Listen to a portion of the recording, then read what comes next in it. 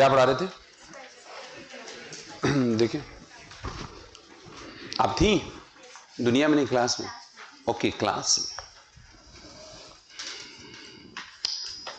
Okay okay, देखिए हम लोग एक ऐसा टॉपिक पढ़ रहे हैं जिससे क्वेश्चन आने का चांस बहुत कम है, या ये कह ले नहीं है, लेकिन बहुत जरूरी है क्योंकि अगले टॉपिक्स को पढ़ने के लिए इसको जानना हमें बहुत। हम पढ़ रहे हैं कैलोरीमेट्री। क्या पढ़ रहे हैं जी? कैलोरीमेट्री। ठीक बात है। कैलोरीमेट्री का मतलब होता है कि हीट का जब लेन देन होता है हम उसका मेजरमेंट सीख रहे हैं। मेजरमेंट ऑफ हीट गिवन और टेकन।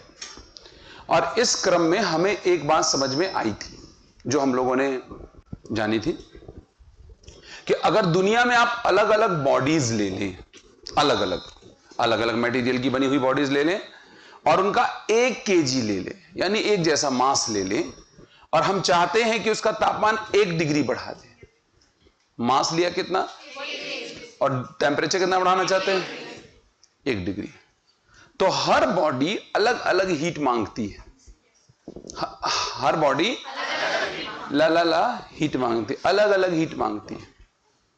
जैसे मैं आपको एग्जांपल देता हूं, अगर आप वाटर की बात करें, वाटर पानी, तो वो 1 ग्राम पानी अगर आप लेते हो या 1 किलोग्राम पानी लेते हो तो वो 1 kg पानी का टेम्परेचर 1 डिग्री सेंटीग्रेड अगर आप चेंज करना चाहते हो तो वो लेता है 4.2 इंटू 10 की पावर 3 जूल एनर्जी, या कह लो 4.2 जूल पर ग्राम लेता है। 1 ग्राम में 4.2 जूल। लेकिन यही बर्फ होगा तो 2.1 लेगा, 2.1 लेगा, आधा लेगा उसका। और भी कोई मटेरियल लेगा तो और भी कुछ लेगा। इसके लिए हम लोगों ने एक टर्म बनाया था, specific heat capacity. If you remember, specific heat capacity. याद आ रहा है कुछ कुछ? थोड़ा थोड़ा याद आ रहा है? Little? Yes. Specific heat capacity depend करती है मटेरियल के ऊपर और टेम्परेचर के ऊपर। दोनों बातें मैंने बताई थी। यहां बैठ जाओ, यहां बैठ जाओ। स्पेसिफिक हीट कैपेसिटी जो वाटर की होती है मेरे भाइयों बहनों, that will come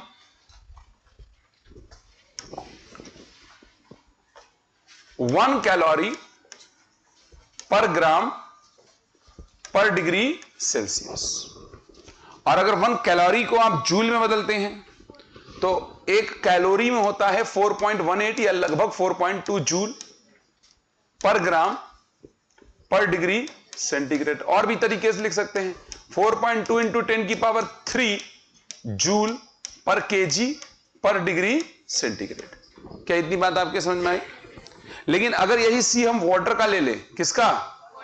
sorry, water कह रहा हूं, आइस का, आई एम सॉरी, आइस का, तो दैट इज 0.5 कैलोरी पर ग्राम पर डिग्री सेल्सियस, या फिर 2.1 जूल पर ग्राम पर डिग्री सेल्सियस, या फिर 2.1 इंटू 10 की पावर 3 जूल पर केजी पर डिग्री सेल्सियस।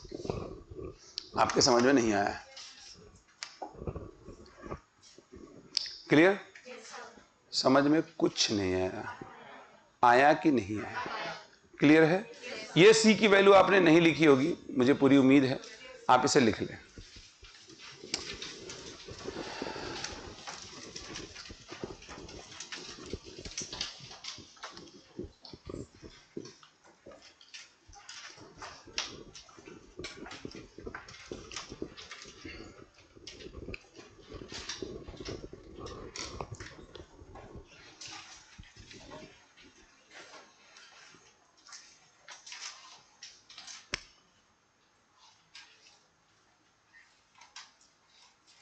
ठीक है?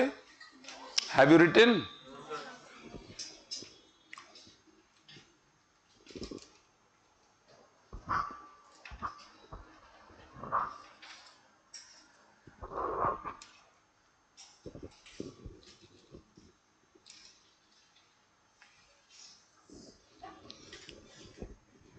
बताया जाए।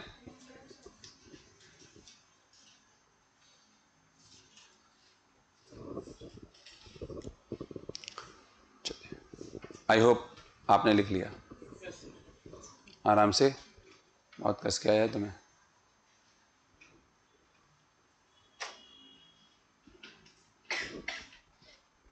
Should I speak? चलिए बहुत अच्छा जा रहे हैं आप लोग। देखिए, तो हमको एक बात समझ में आ गई,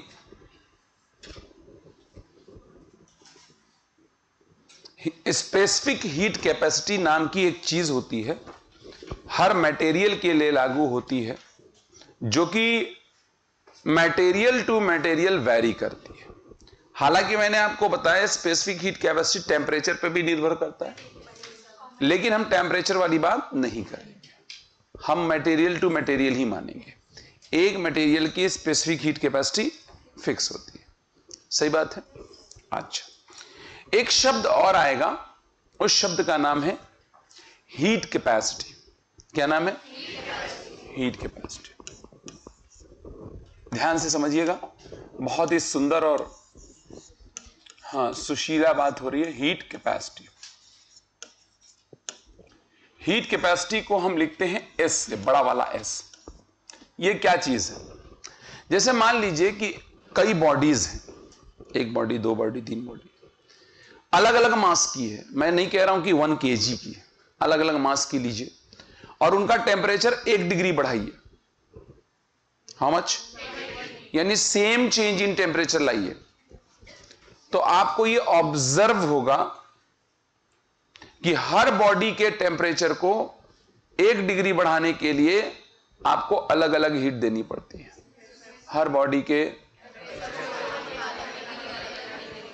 तो जितनी हीट आपको देनी पड़ रही है 1 डिग्री का तापमान बढ़ाने के लिए किसी भी पर्टिकुलर बॉडी की, उसे हम कहते हैं heat capacity.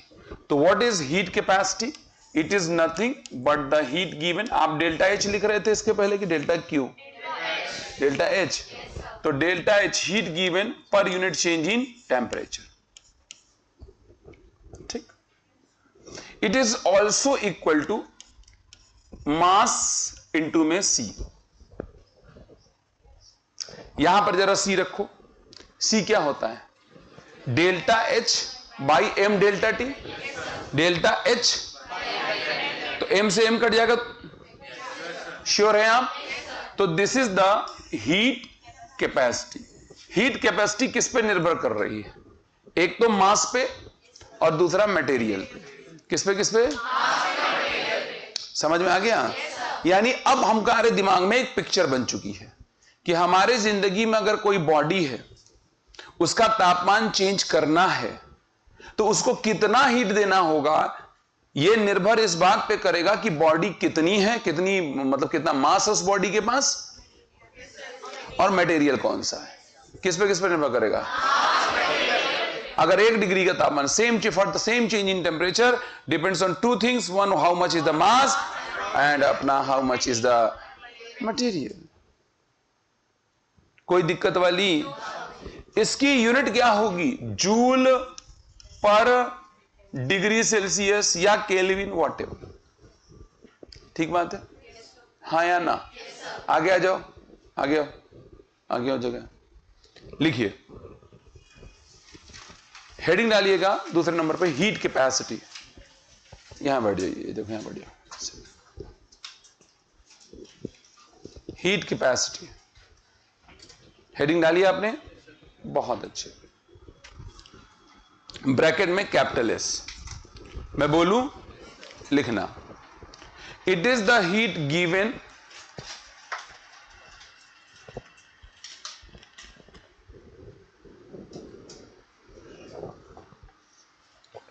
or taken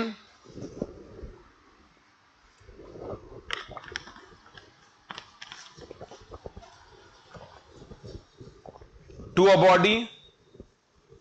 It is the heat given or taken to a body for certain change in, for क्या मेरे भाई बहनों? certain change in,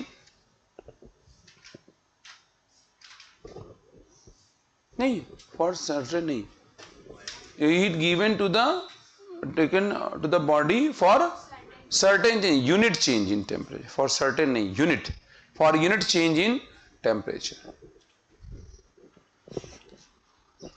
unit change in temperature. ये छाप लो.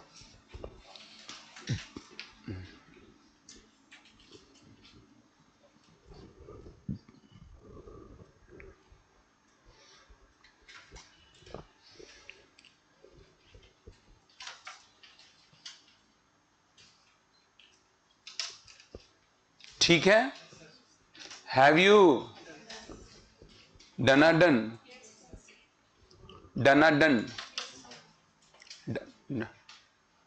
बोलूं? Should I speak? आओ देखो शफीक लोग ध्यान दे. तो यहां से हमको एक बात समझ में आ गई मेरे भाइयों बहनों कि अगर हमको हीट गिवन हीट टेकन का कैलकुलेशन करना है तो हम सीधे सीधे कर सकते हैं. ठीक, यस और नो? यहां पर हमको एक बात और समझ में आ गई कि अगर हम सॉलिड्स के लिए करते हैं, किसके लिए? For solids. सॉलिड के साथ लिक्विड भी कर सकते हो, फॉर सॉलिड या लिक्विड. सॉलिड और लिक्विड के लिए हीट गिवन और टेकन, क्या क्या? हीट गिवन और का कैलकुलेशन डेल्टा एच बराबर आ जाएगा एमसी डेल्टा टी. क्या आ जाएगा बताओ? श्योर है आप? अगर आप किसी भी सॉलिड या लिक्विड के टेम्परेचर में चेंज करते हैं डेल्टा टी का, तो कितनी हीट देनी पड़ेगी या कितनी हीट लेनी होगी? That will be M C delta T. हालांकि ये बचपन से आप जानते हैं. लेकिन अगर आप गैस के केस में बात करेंगे, फॉर गैसेस, राइट, गैस के केस में आपको तय करना पड़ेगा कांस्टेंट वॉल्यूम, कांस्टेंट प्रेशर, या आप कैसे दे रहे हो, राइट. तो सबसे पहले मैं ऐड कांस्टेंट प्रेशर करते हैं. At constant pressure. देखो डेल्टा एच निकालने का तरीका यहां पर दो हो सकता है. या तो आप गैसों को मोल में नापिए या गैसों को आप किलोग्राम में नापिए. कैसे कैसे नाप सकते हैं? मोल में या किलोग्राम में. यहां पर हम लोग मोल में नापते हैं एनसीपी डेल्टा टी. समझ गए होंगे? CP molar heat capacity. बोलो यार, ग्राम हीट कैपेसिटी या मोलर हीट कैपेसिटी? श्योर हैं आप सब जी. उसके बाद ऐड कांस्टेंट वॉल्यूम भी कर सकते हैं. कैसे कर सकते हैं? ऐड कांस्टेंट मेरे भाइयों बहनों, बहुत अच्छा भाइयों बहनों, बराबर delta H is equal to that will be NCV delta T. देखो इस चैप्टर के अंदर, या कह लो जब तक हमारे जिंदगी में थर्मोडायनेमिक्स नहीं आता है, जब तक हमारे जिंदगी में, तब तक इसकी जरूरत हमको नहीं पड़ेगी. बिकॉज हम गैस को हीट का लेन देन नहीं कराएंगे. कैलोरीमेट्री में तो कतई नहीं कराएंगे, अभी कुछ टाइम तक कराएंगे ही नहीं. ठीक, कैलोरीमेट्री में बिल्कुल नहीं है गैस के बारे में बात. सॉलिड लिक्विड की बात होगी जो होगी. तो इसके बारे में तो चर्चा हम लोग कहां करेंगे? थर्मोडायनेमिक्स में. थर्मोडायनेमिक्स आप समझ सकते हैं और बाकी ये तो आप जानते हैं. ठीक बात है. तो इसको आप लिख लीजिए. पहले शीट इधर लाओ, तो शीट मेरे पास लाओ. आप लोग शुरू हो जाए भैया. इसका पीडीएफ देखो कहां है? पीडीएफ है, इसको इंपोर्ट करिए. यहां पर पीडीएफ यहां पर इंपोर्ट करिए. इसको लाइए, लीजिए. ठीक है.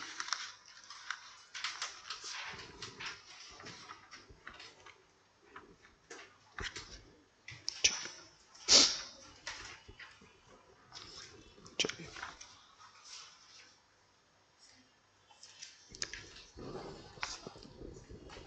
हाँ जी.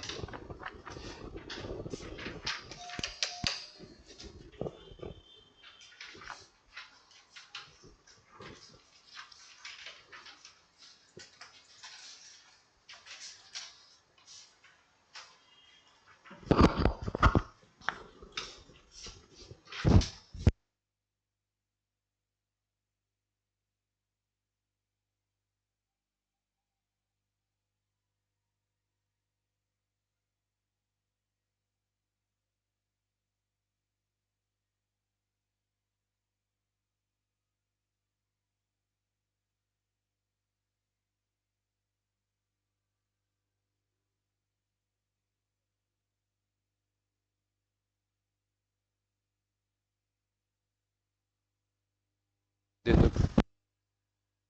भैया, किसी को दे दो। जो शीट मिल रही है उसको, उसमें चैप्टर का नाम सही कर लीजिएगा, thermal property of matter, thermal properties of matter है। चैप्टर का नेम करेक्ट कर लीजिएगा, it is thermal properties of matter.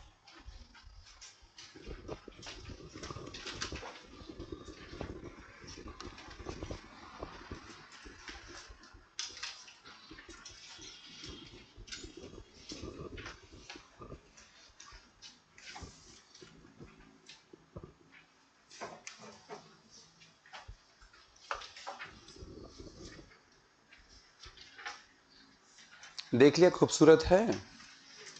अब इसको देखो, ये लिख लिया आपने, जरा शीटिंग कर देना तो।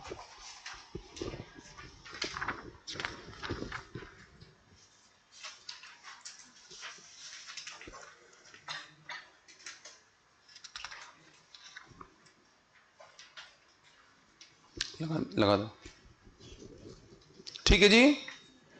अरे सबके समझ में आया नहीं आया? बोलो भैया, पकड़ो, थैंक यू। हाँ चला जी, फाइंडर में कॉपी कर दीजिए, इस सिस्टम में करिए कॉपी। बात समझ में आ गई आपके? अरे यस और नो? तो भाइयों और बहनों, अगर हमको हीट गिवन और टेकन का कैलकुलेशन करना है, आप लोग मुझे मेरी तरफ देखिए, वो उसको सीखना नहीं है आपको। तो हीट गिवन और टेकन का कैलकुलेशन करना है, तो आपके समझ में आ गया सॉलिड को कैसे करते। ओपन कर दो, सिस्टम ओपन कर दिया, कहां है ये? ठीक है, तो ध्यान सुनिएगा। तो हीट गिवन और टेकन का कैलकुलेशन सबके समझ में आ गया जी? अरे ऐसा नो, कोई दिक्कत और समस्या वाली बात नहीं है। अब जो मैं आपको बताने जा रहा हूं उसे ध्यान से समझिएगा, बहुत ही क्लियर कट समझिएगा। देखिए, मैंने आपको जब बात शुरू की थी तो मैंने आपसे दो बातें बताई थी। जब आप किसी बॉडी को हीट देते हैं, जब किसी बॉडी को हीट देते हैं, तो उस हीट का दो यूज हो सकता है। या तो वो किसी बॉडी के टेम्परेचर में राइज करेगा, या तो वो फेस चेंज करेगा। ये मैंने यहां पर डेमो करके दिखाया था। देखो, आपके दिमाग में पिक्चर क्या बनती है, समझिएगा पिक्चर क्या बनती है। कोई मटेरियल है, उसके मॉलिक्यूल्स हैं, राइट? जब आप हीट दोगे तो दो बातें होंगी, या तो उन मॉलिक्यूल्स की काइनेटिक एनर्जी बढ़ रही होगी, या उनके बीच की मोहब्बत कम हो रही होगी। जब मोहब्बत कम होगी तो काइनेटिक एनर्जी में कोई चेंज नहीं आएगा, और जब काइनेटिक एनर्जी में चेंज होगी तो मोहब्बत में फर्क पड़ेगा, पर बहुत मामूली, ना के बराबर। इसका मतलब जब आपने हीट दिया तो या तो टेम्परेचर चेंज होगा, और मोहब्बत कम होने का मतलब फेस चेंज हो जाना। अरे यार, क्या क्या क्या? या तो टेम्परेचर चेंज, या तो अभी जो हम लोग कैलकुलेशन कर रहे थे, पूरी कथा हम पढ़ रहे हैं, वो कथा किसकी कथा है बताओ? टेम्परेचर चेंज करने की या फेस चेंज करने की? अरे दीवानों, कौन सी? टेम्परेचर चेंज करने की। किसकी? टेम्परेचर चेंज करने की। लेकिन अब हम बात करने जा रहे हैं चेंज ऑफ स्टेट या change of face, face change या स्टेट चेंज। ठीक, समझ में आ गया? या तो मैं आप कहिए कि स्टेट चेंज की बात करेंगे और फेस चेंज की बात करेंगे। समझ में आ गया सबके? क्या हमने उस हीट का कैलकुलेशन किया है जो हीट टेम्परेचर में चेंज लाता है? हम इसको ना सेंसिबल हीट भी कह देते हैं। क्या, कौन सा है? It can be sensed, it can be with the help of some thermometer. क्या, क्यों क्यों क्यों? मान लीजिए कि एक आप एज्यूम करिए कि एक ऐसी चीज है जिसको आप हीट दे तो रहे हो पर आप देख नहीं रहे हो, और थर्मामीटर लगा हुआ है। आपको थर्मामीटर सिर्फ दिख रहा, बाकी कुछ नहीं दिख रहा। थर्मामीटर हो, मैं हीट देता हूं, थर्मामीटर में टेम्परेचर बढ़ता है। अब मैं आपसे पूछता हूं कि हीट दिया कि नहीं, तो आप क्या बोलोगे? अरे बोले यार, थर्मामीटर में टेम्परेचर बढ़ा, तो आप क्या बोलोगे? Make sense? You can sense with the help of temperature change. भैया आपके घरों में बर्तन होता है, चढ़ाते हो चूल्हे पे, छूते हो गर्म हो जाता है तो हीट ले रहा है। But what is the difference? अब मान लो कि एक ऐसी अवस्था आ चुकी है कि अब फेज चेंज होने वाला है। अब मैं हीट दे रहा हूं, टेम्परेचर चेंज नहीं हो रहा है, मैं हीट तो दे रहा हूं। अब मैं पूछता हूं, बताओ ये हीट दिया जा रहा है कि नहीं दिया जा रहा है? पता कैसे चलेगा आपको? मैं आपको कह रहा हूं वो दिख ही नहीं रहा आपको, सिर्फ थर्मामीटर दिख रहा है। क्या थर्मामीटर देख के बता पाओगे हीट दिया जा रहा है कि नहीं? बोलो, नहीं बता सकते। जो ऐसी ऊष्मा आप दे रहे हो, ऐसी हीट दे रहे हो, गुप्त है, आपसे छुपी हुई है। हाँ या ना? इट इज हीटेन और not, because there is no change in temperature, there is change in state. तो हम सबसे पहले चेंज ऑफ स्टेट के बारे में बात करेंगे कि किस तरीके से अवस्थाएं बदलती हैं। अवस्थाओं के बदलने में किसका रोल होता है और किस प्रकार से वो रोल अदा होता है, हम उसके बारे में बात करेंगे। अरे हाँ या ना? और फिर मैं इसी क्रम में आपसे बात करूंगा कि अवस्था को बदलने के लिए जो हीट है वो कितनी है। और आप समझ चुके हैं कि अवस्था को बदलने वाली जो हीट होगी, स्टेट को चेंज करने वाली हीट होगी, वो हमारी नजरों से छुपी हुई होगी। क्या वो हिडन होगी? क्या वो लैटेंट होगी? हिडन लैटेंट एक ही मतलब है, गुप्त, छुपी हुई। अरे दीवानो हाँ या ना? तो लैटेंट या फिर हिडन हीट के बारे में भी बात होगी। समझ में आ रहा है? लेकिन पहले हम चेंज ऑफ स्टेट को समझे तो समझे। हाँ, तो आप हेडिंग डालना चेंज ऑफ स्टेट या ब्रैकेट में लिखना फेज चेंज।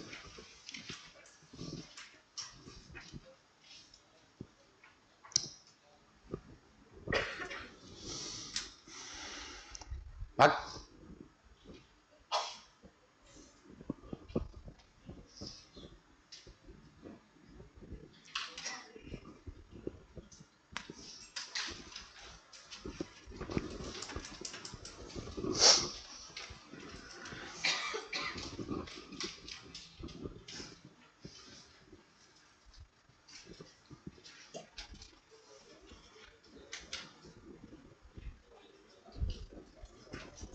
चलिए, क्या मैं बताऊं आपको? आप कहें तो मैं बताऊं, ना तो ना बताऊं। बताया जाए? क्या मैं स्टेट में होने वाले बदलाव को बताऊं? और बहुत तसल्ली से समझिएगा, कॉपी पेन वगैरह तब छोड़ छाड़ दीजिए, मेरी बात को थोड़ी मोहब्बत से समझिएगा, क्योंकि ये बात आप जब समझ जाएंगे तो आपके लिए इस टॉपिक में कुछ बचेगा ही नहीं। ये चूरन चटनी टॉपिक है और इसका बहुत भरपूर प्रयोग हम थर्मोडायनेमिक्स और केटीजी को भी समझने में करेंगे। और देखिए, ऐसा कुछ नहीं है, सिंपल गेम है जिंदगी का, आप समझ खट से जाएंगे। ठीक बात है? बहुत आसानी से समझ जाएंगे। ठीक है? अरे हाँ या ना? पहले मैं एक नॉर्मल कंडीशन आपके सामने पेश करूंगा और फिर मैं आपको उसकी बारीकियों को धीमे धीमे समझाऊंगा, जितना आप जानते हैं उससे और वृहद। तो ध्यान से समझिएगा। I will try to make you under table नहीं जाना, चुप रहो तुम, गड्ढापना ना करो। देखो, एक बात समझो, सबसे पहले तो ये बताइए कितने स्टेट हैं किसी मैटर के? और भी हैं, पर मुख्यतः 3 है। और मैंने आपको पहले दिन ही बताया था, वैसे नहीं बताया है तो जान लीजिए, इस दुनिया में सॉलिड लिक्विड गैस कुछ नहीं है, ये हम कह रहे हैं। सॉलिड लिक्विड गैस कुछ भी नहीं है। ये कौन कह रहा है? हम कह रहे हैं। जो सॉलिड है वो लिक्विड हो सकता है, जो लिक्विड है वो गैस हो सकती है, जो गैस है वो सॉलिड हो सकती है। सारा खेल किसका है? बॉन्डिंग का, पैकेजिंग का, मॉलिक्यूलर अरेंजमेंट्स का। अरे यार, सारा खेल किसका है? Bonding, packaging, molecular arrangement. यही तय करेगा कि कौन सॉलिड, कौन लिक्विड, कौन गैस है। आप कहोगे जी क्या ये सिर्फ यही तय करेगा? नहीं, उसके द्वारा शो करने वाली प्रॉपर्टी भी तय करेगी। और सारी प्रॉपर्टी आती कहां से? Molecular bonding, packaging, arrangement. यानी अगर आप मैटर के मूल में जाओगे कि दुनिया में कोई मैटर किसी प्रॉपर्टी को शो ही क्यों कर रहा है, तो आप समझ जाओगे कि इसके पीछे का मौलिक कारण है bond, arrangement, packaging. How strong the bond is, how the molecules are arranged and how they are packaged, how they are packed. अगर तुम बच गई तो हम चिता पे तुम्हें बैठा देंगे बहन। ये वाली थी, इनको मैं बता रहा था। आपके समझ में आया कि नहीं आया? तो सॉलिड, लिक्विड, गैस मन का मैल है। जो सॉलिड है वो लिक्विड हो सकता है, जो लिक्विड है वो मोहब्बत का फर्क है।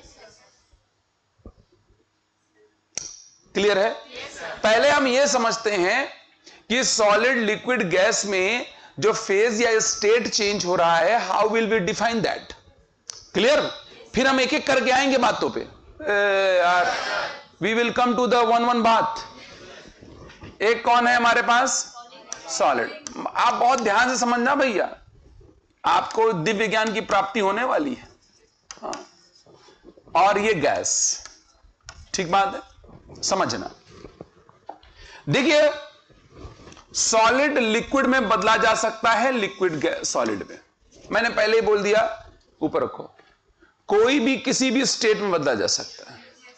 कोई भी लिक्विड किस में बदला जा सकता है? वाओ वाओ, गैस में, गैस लिक्विड में। अच्छा, ये भी तो हो सकता है कि सॉलिड किस में बदल दिया जाए? ओ माय गॉड, ये भी, अरे हाँ बिल्कुल, क्या ये संभव है? आइए हम इस फेनोमेनॉन को समझते हैं कि ये सारी जो फेनोमेनॉन हम नाम जिसका जिक्र कर रहे हैं उनका नाम क्या है। सॉलिड का लिक्विड में बदलना मेल्टिंग कहलाता है। क्या कहलाता है? मेल्टिंग।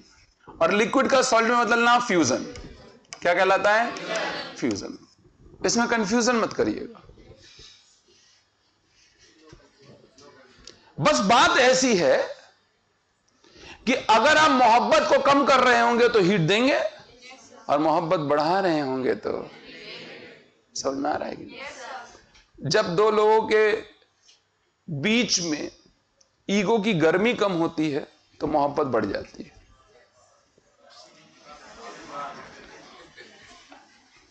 वहां क्या ये मुशायरा चल रहा है? यहां मुकर्रर आज दे देखो गड्ढे, नहीं समझ में आया? सिंपल सी बात है ना। अरे यार, physics is the science of nature. Simple बात है, physics is the only science. Physics के अलावा कोई साइंस दुनिया में एग्जिस्ट। और मैं आपको एक फैक्ट बता दे रहा हूं, जो भी आप में से बच्चा फिजिक्स अच्छे से पढ़ लिया, वो किसी भी सब्जेक्ट को पढ़ सकता है, किसी भी सब्जेक्ट को। ये मेरा गारंटी, ये चैलेंज है आपको एकदम। और जिसने फिजिक्स नहीं पढ़ा वो किसी भी सब्जेक्ट को गोबर पढ़ेगा, ये भी जान लो। अरे आप, नेचर का साइंस है भाई। जब नेचर को ही नहीं समझ पा रहे हो तो क्या साइंस समझोगे बाकी? ध्यान दे, समझ आ रहा है नहीं आ रहा है? हाँ, आप चाहे बायोलॉजी पढ़ रहे हो चाहे सोशल साइंस पढ़े, उसमें फिजिक्स लगती है। किसमें? संस्कृत में भयानक लगती है, अरबी में भयानक लगती है। अरबिक लैंग्वेज लीजिए, भयानक फिजिक्स है। संस्कृत लीजिए, भयानक फिजिक्स। आप क्या समझ रहे हो? आप बोल रहे हैं इसे बोल रहे जो, अरे भाई मैं आपको ये बता दूं, अगर आपने फिजिक्स नहीं सीखी तो इवन दो आप अपनी प्रार्थनाएं भी ढंग से नहीं कर रहे होंगे, भगवान की जो प्रार्थनाएं उसे ढंग से नहीं कर सकते आप, पॉसिबल ही नहीं है। फिजिक्स ही नहीं आती तो कर ही नहीं पाओगे, क्योंकि इलॉजिकल करोगे। हाँ बहुत बढ़िया, आओ इधर देखो, वो अपना नया ज्ञान चला रहा, पीछे बैठ गया। लिक्विड से गैस में बदलना वेपराइजेशन, और गैस का लिक्विड में बदलना कंडेंसेशन। कंडेंसेशन, कई बार इसको लिक्विफिकेशन का नाम भी दे दिया जाता है, कंडेंसेशन। समझ आ गया? देखिए, एक के दो नाम भी हो सकते हैं, लेकिन मैं वो नाम यूज कर रहा हूं जो technically most appropriate, right? Technically solid का गैस में बदलना सब्लिमेशन, क्या कहलाता है? सब्लिमेशन। और गैस का सॉलिड में बदलना या तो कहता है डिपोजिशन या तो कहलाता है फ्रॉस्टिंग। क्या कहलाता है? फ्रॉस्टिंग। फ्रॉस्टिंग भी कहते हैं और बेहतर वर्ड क्या है? डिपोजिशन। तो पहली बात तो ये जितने भी फेज चेंज है, ये बात आपको समझ में आई या नहीं आई? अरे बोलो मेरे भैया, अरे आई नहीं आई? अब मैं हीट कर्व से फेज चेंज को थोड़ा सा समझाने की कोशिश करूं कि व्हाट एग्जैक्टली हैपेंस। दीदी उसमें एक बटन आता है, उसको थोड़ी देर तक इधर देखो, मलिच कहीं की बात समझ में आएगी नहीं आपके? अब हमको फेज चेंज को हीट कर्व से समझना होगा, राइट? इसको आप लोग बाद में बनाइएगा, मैं पूरी बात समझा दे रहा हूं पहले। इतनी बात सबके समझ में आ गई? अरे दीवानो हाँ या ना? कोई समस्या वाली दिक्कत नहीं है? आगे बढ़ते हैं। अब बात आती है कि भाई फेज चेंज जो है वो कब होगा, कैसे होगा, क्या होगा, इसको थोड़ा हमें फील करना है। What exactly the happening with the molecules and the arrangement of atoms. Yes और नो? शिवम देखिए उधर पढ़ रहा है, पढ़ रहा। पतले पतले लोग आ जाएं, मुझे थिन, एक्सट्रीम थिन। तुषार भाई आप आ जाओ, दानिश आ जाओ, तो हबीब लबीब प्लीज आ जाओ, कोई बात नहीं है, गिल्टी फील होगा आपको। हाँ ठीक है, लगा आ जाओ, आओ। और तुम्हारा यूनिफॉर्म कहाँ है? तुम्हारा जुमा है? ये जुमा में ये पहन, अरे अरे, और ये कौन, कहाँ रखे थे कपड़ा? कहाँ से निकाले ये? कहाँ से, कहाँ रखा था? पता उसका कपड़ा हो सकता है तुम उसकी अम्मा चुठहरे। इधर छोटा बच्चा समझ के अम्मा ना बनो, इधर देखने में ही छोटे हैं बस, बाकी काम बहुत बड़े बड़े करते हैं। इधर आपको फील करना है। देखो मैं बात को समझा दूंगा और पूरी बात क्लियर होनी चाहिए कि कैसे मामला चल रहा है, ठीक है? एक लंबा पटरा चाहिए था, वैसे बड़ा चाहिए था, थोड़ा लंबा सा अगर मिल जाए तो सही रहे। नहीं है कोई बात नहीं, हम आनर है ना भैया। आपसे हाथ में हाथ डालो, जैसे मोहब्बत आप लोगों की तगड़ी हो। चर्च से निकल रहे हैं, चोटी रखे हो, टीका लगा के चर्च से निकलोगे ना, पादरी अपने लुंगी में घुसेड़ के मारेगा। इधर आओ, गड्ढे नहीं तो चर्च। चलिए मैं आपको समझाने का प्रयास करूंगा। देखिए एक तो पहली बात यह है कि फेज चेंज जब हम बात कर रहे हैं तो फेज चेंज का मतलब होता है मोहब्बत का कम होना, मोहब्बत का, और मॉलिक्यूल का बौराना, मतलब दूर जाना, उसकी रैंडमनेस में थोड़ी सी इंक्रीज हो जाना, एम्पलीट्यूड इंक्रीज हो जाना, बेहतर ये। काइनेटिक एनर्जी का बढ़ जाना, टेम्परेचर का बढ़ना, ये सुनो। अब सुनो क्या होता है जब हम टेम्परेचर इसका बढ़ाएंगे, मतलब जब इसको हीट देंगे, आई एम सॉरी टू से, हीट बढ़ाएंगे, हीट देंगे इसको, तो हो सकता है कि इनकी मोहब्बत, हो सकता है पहली पॉसिबिलिटी है मोहब्बत कम नहीं हो रही है, लेकिन ये लोगों की काइनेटिक एनर्जी बढ़ती जा रही है, बढ़ी है। और काइनेटिक एनर्जी बढ़ने की वजह से क्या होगा? टेम्परेचर बढ़ रहा है, राइट? लेकिन एक स्टेट आती है, एक अवस्था आती है ऐसी, टेम्परेचर बढ़ रहा है, अब मोहब्बत कम होना शुरू होती है। दे दीजिए, बहुत अच्छी बात है। दो लोग और जरा लंबे लंबे आ जाए। फुजैल तुम आ जाओ, और तुम आ जाओ भाई। हाँ इधर आओ, उधर चलो, पीछे चलो, पीछे रहो, आउट ऑफ द फ्रेम रहो। अभी आप इधर आ जाओ भाई। ये तो लग रहा है कोई अस्पताल। इधर चलो भाई, जिस हिसाब से तुम, जमीन गर्म है क्या? तो ये सब मॉलिक्यूल। अब फेज चेंज की अवस्था देखना। फेज चेंज में क्या होगा कि ये बॉन्ड्स टूटेंगे, टूटना नहीं कहना चाहिए, बॉन्ड्स कमजोर होंगे, बहुत अच्छी बात है। इनके बीच की मोहब्बत पे असर पड़ेगा, यस और नो? यस और नो? और ये ऐसे डिस्टेंस पे जाके खुद को कर लेंगे कि इनकी स्टेट सॉलिड से हो सकता है लिक्विड हो जाए, लिक्विड से हो सकता है gas, depending on situation, right? ये घटना, ध्यान से समझना, ये घटना एक कांस्टेंट टेम्परेचर पे होगी। किस पे होगी? टेम्परेचर चेंज नहीं होगा, क्योंकि जो भी हीट आप दे रहे होगे वो इस मॉलिक्यूल की मोहब्बत को कम करने में इस्तेमाल हो रही होगी। समझ में आ रहा है? क्लियर है?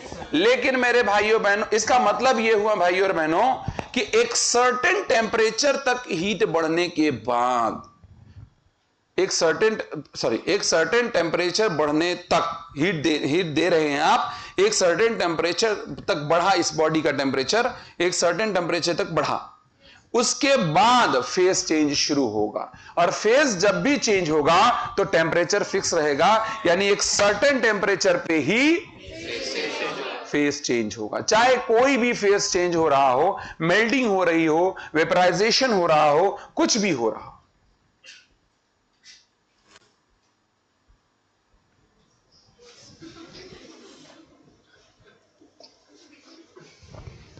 नहीं समझे?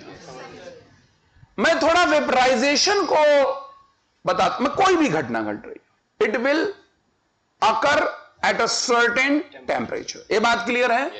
बोलो यार। सर्टेन टेम्परेचर पे होने का मतलब टेम्परेचर में कोई बदलाव नहीं हो रहा है। टेम्परेचर में कोई बदलाव नहीं हो रहा है। हीट का लेन देन हो रहा है पर टेम्परेचर का बदलाव नहीं। इसका मतलब जितना लेन उतना देन, और जब लेन और देन बराबर हो जाए तो इस सिचुएशन को कहते हैं थर्मल इक्विलिब्रियम। क्या कहते हैं? यानी कि फेज का चेंज होना एक इक्विलिब्रियम की अवस्था है किसी दो स्टेट के बीच। जैसे मेल्टिंग सॉलिड लिक्विड की इक्विलिब्रियम है, बोलो यार। वेपराइजेशन लिक्विड और है कि नहीं इक्विलिब्रियम। यानी कोई भी फेज का चेंज होना एक इक्विलिब्रियम की अवस्था होती है, इसमें तापमान का बदलाव नहीं होता है। हम इस आधार पे इसे इक्विलिब्रियम की अवस्था कह रहे हैं। श्योर हैं आप सब? अब मैं वेपराइजेशन की बात करता हूं। इसका मतलब हमको एक बात समझ में आ रही है कि एक सर्टेन टेम्परेचर पे ही फेज चेंज होगा। किसी भी बॉडी को एक सर्टेन टेम्परेचर पर पहुंचा तो फेज चेंज हो जाएगा, फेज चेंज होना शुरू हो जाएगा। लेकिन सिर्फ टेम्परेचर पे पहुंचना ही फेज चेंज होने की निशानी नहीं है, या ये कह लो कि सिर्फ टेम्परेचर का रोल नहीं है फेज को चेंज करने। आप ये नहीं कह सकते हो कि इतना टेम्परेचर पे ही फेज चेंज होगा। आप कहोगे फिर किसका रोल है? आइए इस रोल को समझते हैं। मैं एक एग्जांपल देता हूं। मान लीजिए कि ये वाटर के मॉलिक्यूल्स हैं, और वाटर मॉलिक्यूल का जो वेपराइजेशन या बॉइलिंग शुरू होती है वो 100 डिग्री सेंटीग्रेड पे। किस पे शुरू होती है? 100 सेंटीग्रेड पे। क्या होगा कि ये मॉलिक्यूल इन दोनों को छोड़ के उड़ेगा। उड़ेगा मतलब अलग हो जाएगा। ये सुनो, क्या हो जाएगा? अलग। क्या यहां पर एटमॉस्फेयर का प्रेशर है? बहुत बड़ा एक वायुमंडल है और उसका यहां प्रेशर है। Atmospheric pressure is there, right? और यस और नो? अब यहां पर सोचो, पूरा इतना बड़ा वायुमंडल, उसका प्रेशर है, और ये चूंकि इनको हीट मिल रही है तो इस प्रेशर से लड़ते हैं और लड़के निकल जाते हैं। कितने डिग्री पर लड़ने के काबिल बनते हैं? 100 डिग्री। कितने डिग्री पे? 100 डिग्री। अंकल 100 डिग्री पे लड़ने के काबिल हो। तो सोचो ना, ऊपर एटमॉस्फेयर है, उसको दबा के रखे हुआ। अरे एटमॉस्फेयर ने इनको दबा के रखा हुआ है कि नहीं? और नीचे से ये बुदक रहे हैं, लड़के निकल जाते हैं कि हम अब गैस बनेंगे। एंजॉय ना करो, हम क्या बनेंगे? किससे लड़ते हैं ये? एटमॉस्फेरिक प्रेशर से। यस और नो? इनके अंदर जो प्रेशर आता है, इनके अंदर जो एनर्जी आती है, इनके अंदर जो फोर्स लगाने की ताकत आती है, या कह लो इनका जो प्रेशर आता है वो एटमॉस्फेरिक प्रेशर के बराबर हो जाता है, और उस प्रेशर के बराबर इनका प्रेशर, और ये उड़ जाएंगे, फुदक जाएंगे। मुझे नहीं पता, यहां मुर्गी के बच्चे भी खड़े हैं। यस और नो? नहीं समझ पा रहे? अरे यार, आप समझ ही नहीं पा रहे हो। Is she able to fight with atmospheric pressure? Yes, कितने डिग्री पे? 100 डिग्री। क्योंकि 100 डिग्री पे काइनेटिक एनर्जी इतनी आ गई है कि अब से बॉन्ड तोड़ो और ये पागल होंगे। 100 डिग्री पे काइनेटिक एनर्जी इतनी आ चुकी है कि बॉन्ड तोड़ो और ये गैसियस मॉलिक्यूल की तरह ट्रीट करने लगे। हाँ या ना? अब मेरी कहानी में आता है ट्विस्ट। मैं क्या करता हूं, एटमॉस्फेरिक प्रेशर से प्रेशर बढ़ा देता हूं। लो पटरा,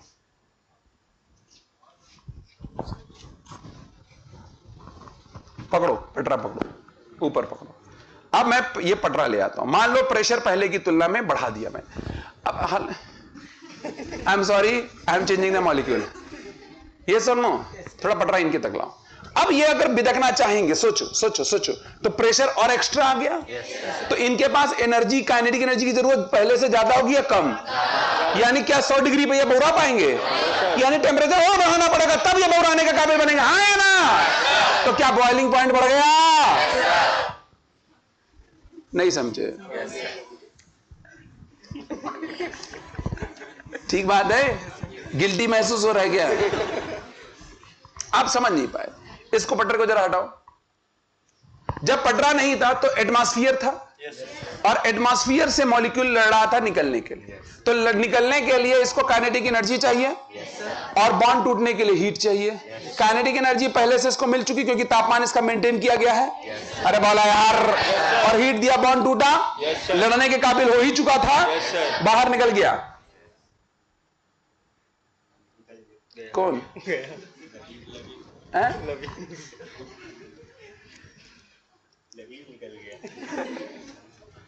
जो तुम्हारा निकलेगा ना, वो तुम डायपर में भी समेट नहीं पाओगे। अरे ये सो नो। अरे क्लियर है कि नहीं क्लियर है? अब क्या होता है, मैं प्रेशर को बढ़ा देता हूं। अंकल, ये तो ये पता नहीं कौन, कोई बीमार घर में जो बुढ़ा नहीं रहता है। हाँ बाबूजी बताइए। बाबूजी क्या दूध में रोटी डाल के जाते हैं? मरा हुआ आदमी। अब मैंने अगर प्रेशर बढ़ा दिया तो बताओ, इसको ज्यादा काइनेटिक एनर्जी चाहिए पहले की तुलना में या कम है? तो क्या और टेम्परेचर बढ़ाना पड़ेगा? तब तो बॉन्ड टूटेगा। तो ये और टेम्परेचर इसको चाहिए, यानी इसके लिए बॉइलिंग पॉइंट बढ़ जाएगा। अब आप पटरे को रख दीजिए और आप लोग बैठ जाइए। इसका मतलब अपने को यहां दो बातें समझ में आ गई। पहली बात, किसी भी फेज का चेंज होना is a kind of thermal equilibrium situation. अरे इज एन इक्विलिब्रियम? यस और no? There is no change in temperature but there is length in of heat. है या ना? दूसरी बात यह समझ में आई कि फेज चेंज किस टेम्परेचर पे होगा। फेज चेंज किस टेम्परेचर पे होगा, यह भी डिपेंड इस बात पे करेगा कि उसका प्रेशर, मतलब बाहर का प्रेशर कितना है। जैसे हम कहते हैं कि 100 डिग्री बॉइलिंग पॉइंट। क्या कहा हमने? इसका मतलब जानते हैं हम क्या कह रहे हैं? एक एटमॉस्फेरिक प्रेशर पे 100 डिग्री बॉइलिंग पॉइंट। एक एटमॉस्फेरिक प्रेशर पे, समझ में आ गया? अगर आपने प्रेशर चेंज कर दिया, जैसे आप हाइट पे चले गए तो प्रेशर चेंज हो जाता है। पहाड़ों पे चले गए, प्रेशर क्या हो गया? अब जब आप प्रेशर वहां चेंज हो गया, प्रेशर कम हो जाता है। तो प्रेशर वहां जाके जब कम हो जाएगा तो बॉइलिंग पॉइंट भी कम हो जाएगा, जल्दी बॉइल कर जाता है। अरे ऐसा नो। चांद पे चले गए, एटमॉस्फेरिक ही नहीं है। चांद पे थोड़ा भी गर्म करोगे खट्टे से बॉइल हो जाएगा पानी। समझ में नहीं आया? क्लियर है? तो क्या हमारी जिंदगी में जो फेज चेंज वाला टेम्परेचर है, जिस टेम्परेचर पे कोई फेज चेंज होता है, क्या वो प्रेशर पर भी निर्भर करता है? यानी फेज चेंज दो चीजों पर निर्भर करेगी, टेम्परेचर एंड प्रेशर। गलत बात। टेम्परेचर और अगर हमको प्रेशर ना बोला जाए तो हम बाय डिफॉल्ट 1 atm लेंगे। Whatever we are talking about that is on 1 atm। Clear हो गई बात? क्या इसका पिक्चर क्लियर हुआ? ऐसा क्यों हो रहा है समझ में आया? कह दो कि ये सब सच है। यानी प्रेशर बढ़ने से, प्रेशर कम होने से जो फेज चेंज का टेम्परेचर है, जिसे बॉइलिंग पॉइंट, मेल्टिंग पॉइंट, ये सब नाम, फ्रीजिंग पॉइंट, ये सब नाम दिया जाता है, वो सारे temperature will be different if you change the pressure. आपके समझ में नहीं आ रहा है क्या? क्लियर है? अब कहानी को थोड़ा सा मैं यहां समझाता हूं थोड़ा और क्लियर करता हूं, एग्जाम्पल लेता हूं मैं पानी का, बिकॉज इट्स बेस्ट एग्जाम्पल। और इसकी तीनों स्टेट से आप परिचित भी हैं। बर्फ है, सॉलिड स्टेट, लिक्विड का पानी है liquid state, water is liquid state, ice is solid state and vapour is gas state, water vapour, है ना। तो क्या मैं इस पे चर्चा कर लूं? अरे नहीं, चलो तो ध्यान देना। कुछ फील आ रहा है, नहीं आ रहा है आप लोगों को? मुझे नहीं लगा पता भैया, समझ में आ रहा है? ज्ञानवर्धन हो रहा है, नहीं हो रहा है? इसका नाम है हीट कर्व। हीट,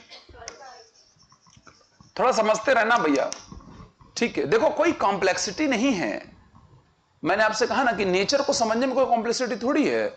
नेचर को भगवान ने सिंपल बनाया है, सिंपलेस्ट बनाया है। हम उसे कॉम्प्लेक्स बना रहे हैं। हमारी लाइफ बहुत सिंपल है अगर हम उसको नेचुरली जिए। जैसे ही हम अननेचुरल मेथड्स अपनी जिंदगी में इन्वॉल्व करेंगे, हमारी लाइफ क्या हो जाएगी? कॉम्प्लेक्स हो जाएगी। एकदम श्योर शॉट मान। जिस फॉर्म, जैसे कोई मशीन है ना, एग्जांपल लीजिए, कोई मशीन है, मान लीजिए ये एसी बनाने वाले ने एसी बनाया, इसका कुछ यूजर मैनुअल होता है। यूजर मैनुअल होता है कि आप इस मोड में चलाइए, इतने टेम्परेचर पे चलाइए, सर्विस कराइए, फलाना ढिमकाना। अगर हम इस एसी को उसी तरीके से ऑपरेट करते रहे जाएगी। तो इसीलिए हमें नेचुरल चीजों को जानना जरूरी है और उसका इलाज करना भी जरूरी है। सिंपल सी बात है। अरे यार, ये लोग समझ नहीं पाते। आप लोग डॉक्टर बनेंगे ना कभी जिंदगी में, नहीं बनेंगे क्या? तो जब बनेंगे तो आप करेंगे क्या? आप यही तो करेंगे। आप पूरे 5 साल के एमबीबीएस में यही जानने की कोशिश करते हैं कि भगवान ने हर चीज को नेचुरली बनाया कैसे। तभी आप क्या करते हैं? दवा का इस्तेमाल करते हैं और नेचुरल चीजों को ठीक करते हैं, अपने आप बॉडी उसका इलाज कर देती है। आइए आगे देखते हैं। आधे लोग और आ गए हैं, इधर देखो। समझे नहीं बात हम क्या बोल रहे हैं? कुछ लोग को लगता है ना जैसे पता नहीं क्या बियॉन्ड समझ में आता है क्या बोल रहे हैं। चलो ध्यान दो। अब मैं यहां पर करने वाला हूं, देखो, जिस पॉइंट पे मेल्टिंग होती है उसे मेल्टिंग पॉइंट कहते हैं, और उसी पर फ्यूजन भी होगा। उसी पे क्या हो जाएगा? तो बस फ्यूजन और मेल्टिंग में फर्क होता होगा कि मेल्टिंग में हीट दे रहे होंगे और फ्यूजन फ्रीजिंग में ले रहे होंगे। तो मेल्टिंग पॉइंट और फ्रीजिंग पॉइंट सेम ही हो जाएगी। समझ में आ रहा है? चलो आगे बढ़ते हैं। देखो क्या है कि जो बर्फ है ना, उसका मेल्टिंग पॉइंट 0 होता है। मैं यहां पर लेता हूं टेम्परेचर, अपने हिसाब से ले रहा हूं, -10 डिग्री सेंटीग्रेड, फिर 0 डिग्री सेंटीग्रेड, फिर 100 डिग्री सेंटीग्रेड, फिर आगे छोड़ो, नहीं लिखे। ठीक समझ में आ रहा है? इधर कौन है हमारे पास? टेम्परेचर, और इधर है हीट गिवन। ध्यान से समझना भैया, हीट गिवन बोले। चलो अब क्या होता है कि हमारे पास सपोज कर लो कि एक बर्फ है और उस बर्फ का तापमान है -10 डिग्री सेंटीग्रेड। क्योंकि जो बर्फ होती है उसका तापमान 0 या 0 से कम होगा, क्योंकि 0 पे बर्फ फिर बर्फ नहीं रह जाएगी, पानी की तरफ चेंज होना शुरू हो जाएगी। ठीक, तो अगर मैं -10 कह रहा हूं तो क्या -10 का बर्फ होगा कि नहीं होगा? -20 पे क्या होगा? -30। लेकिन ये सारी कहानी किस पे है? At 1 atm। ये जो भी आप बर्फ चिल्ला रहे हो, ये किस पे चिल्ला रहे हो? 1 atm। अगर अब मैं प्रेशर को चेंज कर दूं तो हो सकता है कि -10 डिग्री पे बर्फ ना रहे, पानी बन जाए। एग्जाम्पल बताऊं आपको, वो जो बर्फ पे स्केटिंग करते हैं, तो भाई जब वहां पर स्केटिंग करेंगे, बर्फ पे स्कीइंग करेंगे, तो देखोगे ऐसे पटरा जैसा होता है क्या? हम ही जानते हैं, लग रहा है। उसको रखते हैं। अब उसको सरकने के लिए, स्लाइड करने के लिए फ्रिक्शन नहीं होना चाहिए, और बर्फ में तो फ्रिक्शन होता है। लेकिन जैसे ही आप उसको रखोगे तो क्या आप बर्फ पे प्रेशर अपनी वेट के बराबर बढ़ा दोगे? बढ़ाओगे नहीं बढ़ाओगे? जैसे ही आप प्रेशर बढ़ाओगे वैसे ही वो बर्फ जो वहां का रहेगा, बर्फ नहीं रहेगा, क्या हो जाएगा? पानी। और जैसे ही आप हटोगे फिर क्या बन जाएगा? बर्फ। अरे यार, आपने दबाया तो क्या बन गया वो? क्योंकि तब क्या हुआ? प्रेशर बढ़ गया, और प्रेशर बढ़ने की वजह से वो पानी में कन्वर्ट हो गया। तो आपको पानी से फ्रिक्शन मिल गया कि नहीं मिल गया? फ्रिक्शन लेस हुआ कि लुब्रिकेंट हुआ? वो लुब्रिकेशन की वजह से आप आगे बढ़ते हो, और जैसे ही आप आगे बढ़ोगे फिर वहां पर जहां पर से आप थे वहां क्या बन जाएगा? इसीलिए आप देखोगे निशान बनता चला जाएगा। ये लोग ऐसा समझ ही नहीं पाते हम कहां बोल रहे हैं। आपको समझ में आ रहा है? इतना गंदा गंदा मुंह बना के बैठी बहन, तुम्ही से कह रहे हैं, तुम्ही से इमरती, हाँ तुम्ही कह रहे बहन लाल पीली। समझ में आ रहा है? अजीब मुंह बना लेते सुबह सुबह, ऐसा मुंह बनाए रहेंगे मालूम। समझ में आ रहा है कि नहीं आ रहा है? पब्लिक है, सुनो क्या हो रहा है गड्ढे नहीं तो। अब हमने क्या किया, लेकिन हम तो 180 पे बात कर रहे हैं। हमने बर्फ को हीट देना शुरू किया। बर्फ अभी पिघलेगी नहीं। इसका टेम्परेचर बढ़ेगा कब तक? 0 तक। और भाई और बहनों, आइस आइस है, यहां आइस था और अभी भी क्या है? आपने कुछ हीट दिया। क्या ये हीट आपने दिया इतना? इसको मैं बोलता हूं डेल्टा H1 दिया आपने। कोई समस्या वाली परेशानी, दिक्कत वाली उलझन? तुम किसी दिन खा के ब्लास्ट कर जाना। आगे देखो। अब मुझे आप बताइएगा, आप सब पढ़े लिखे लगते हैं मुझे। 0 डिग्री पे मेल्टिंग शुरू होगी। अब 0 डिग्री पे बर्फ है, लेकिन अब जब आप हीट दोगे, यानी और हीट दोगे, तो क्या शुरू हो जाएगा? मेल्टिंग। अब ये आइस किस में बदलेगा? वाटर। वाटर वाटर यानी, अरे वाह, तो आपने कुछ हीट दिया। ये देखो कितना हीट दिया, डेल्टा H2। डेल्टा H2 क्या करेगा? देख रहे हैं आप विनोद? 0 डिग्री पे हो रहा है ऐसा। तो ये क्या मेल्टिंग पॉइंट हो गई? किसका मेल्टिंग पॉइंट? और freezing point? Melting point ice का है ये, और फ्रीजिंग पॉइंट, यानी अगर इतने पे हमने बर्फ को हीट दिया तो मेल्ट कर जाएगा, और पानी से हीट ले लिया, आप फ्रीजर में डालते हैं पानी को, कुछ देर बाद क्या बन जाता है? अरे वाह, कहां थे मेरे लाल? गड्ढे कहीं के, आइस क्यूब में बदल जाता है। ऐसा क्यों? क्योंकि वो जो फ्रीजर का चेंबर होता है उससे हीट खींच रहा होता है। लाओ अपनी हीट हमें, तो फिर उसको बाहर फेंक रहा होता है। कुछ समझ में नहीं आ रहा। आगे बढ़े भाई, देखो फील आनी चाहिए। जब तक फील नहीं आएगी तब तक मजा नहीं आएगा टॉपिक में। आगे बढ़े। अब आपने हीट देना फिर से। अब क्या बन चुका है? अरे वाह, पानी, वाटर, जल। ये भी लज्जा से जल हो गए थे, कल ही पकड़े गए थे। तो सर्व से पानी पानी। इनका टेम्परेचर बढ़ता रहा कब तक? हाँ, 100 डिग्री बढ़ता रहा। क्या कुछ हीट लिया दीवानों? क्या कुछ हीट लिया? क्या ये डेल्टा H3 कर दूं मैं? बुरा मानने वाली। तो अभी भी क्या है? ये वाटर ही तो है। अरे दीवानों, क्या है ये? वाटर। 100 डिग्री का पानी। अब ये आप 100 डिग्री का पानी है। अब 100 डिग्री इसका बॉइलिंग पॉइंट होता है, यानी वेपर में बदलने वाला पॉइंट, बॉइलिंग पॉइंट। उबलेगा, बलबलाएगा, उबलना, बलबलाना, वेपराइजेशन होना शुरू होगा। शुरू होगा, होगा नहीं, शुरू होगा। अब होगा तो क्या होगा? देखो क्या होगा। आप पढ़े लिखे और हाँ चमकदार लोग हैं। यहां पर फिर से ये टेम्परेचर चेंज नहीं करेगा, फेस चेंज करेगा। बहुत अच्छा कहा भैया ने हमारे, face change. And it will be like,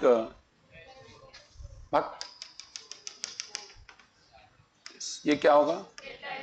delta H4। Sure हैं आप? क्लियर? तो 100 डिग्री का पानी और 100 डिग्री का भाप। 100 डिग्री का ही क्या है? और 100 डिग्री का ही क्या है? अच्छा, आपसे बचपन में एक सवाल पूछा गया था, आपको याद होगा कि 100 डिग्री का पानी खतरनाक है, 100 डिग्री का भाप क्यों? एक मिनट रुको, दीदी बताएंगे। क्योंकि वो एटमॉस्फेयर में आकर के वो हीट को मतलब सर एटमॉस्फेरिक हीट को वो एब्जॉर्ब कर लेता है, इस वजह से वो तेजी से मतलब जला सकता है पेपर।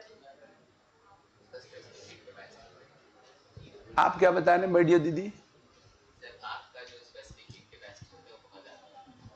ये आपको किसने बताया था? आपने पढ़ा था कहीं? कहां, दीवारों पर कहीं पढ़ दिया था? अंबेडकर पार्क में पढ़ा था क्या? ये वहां तो इनका फोन नंबर भी पड़ा हुआ है। हाँ जी, हाँ अच्छा, हाँ 100 डिग्री का भाप जब होगा तो उस तरफ होगा ग्राफ में, और उसके बाद जल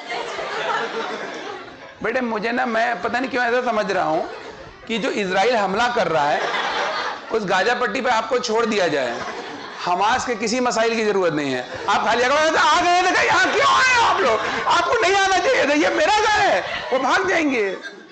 कोई जरूरत नहीं है, फालतू लड़ाई बंद,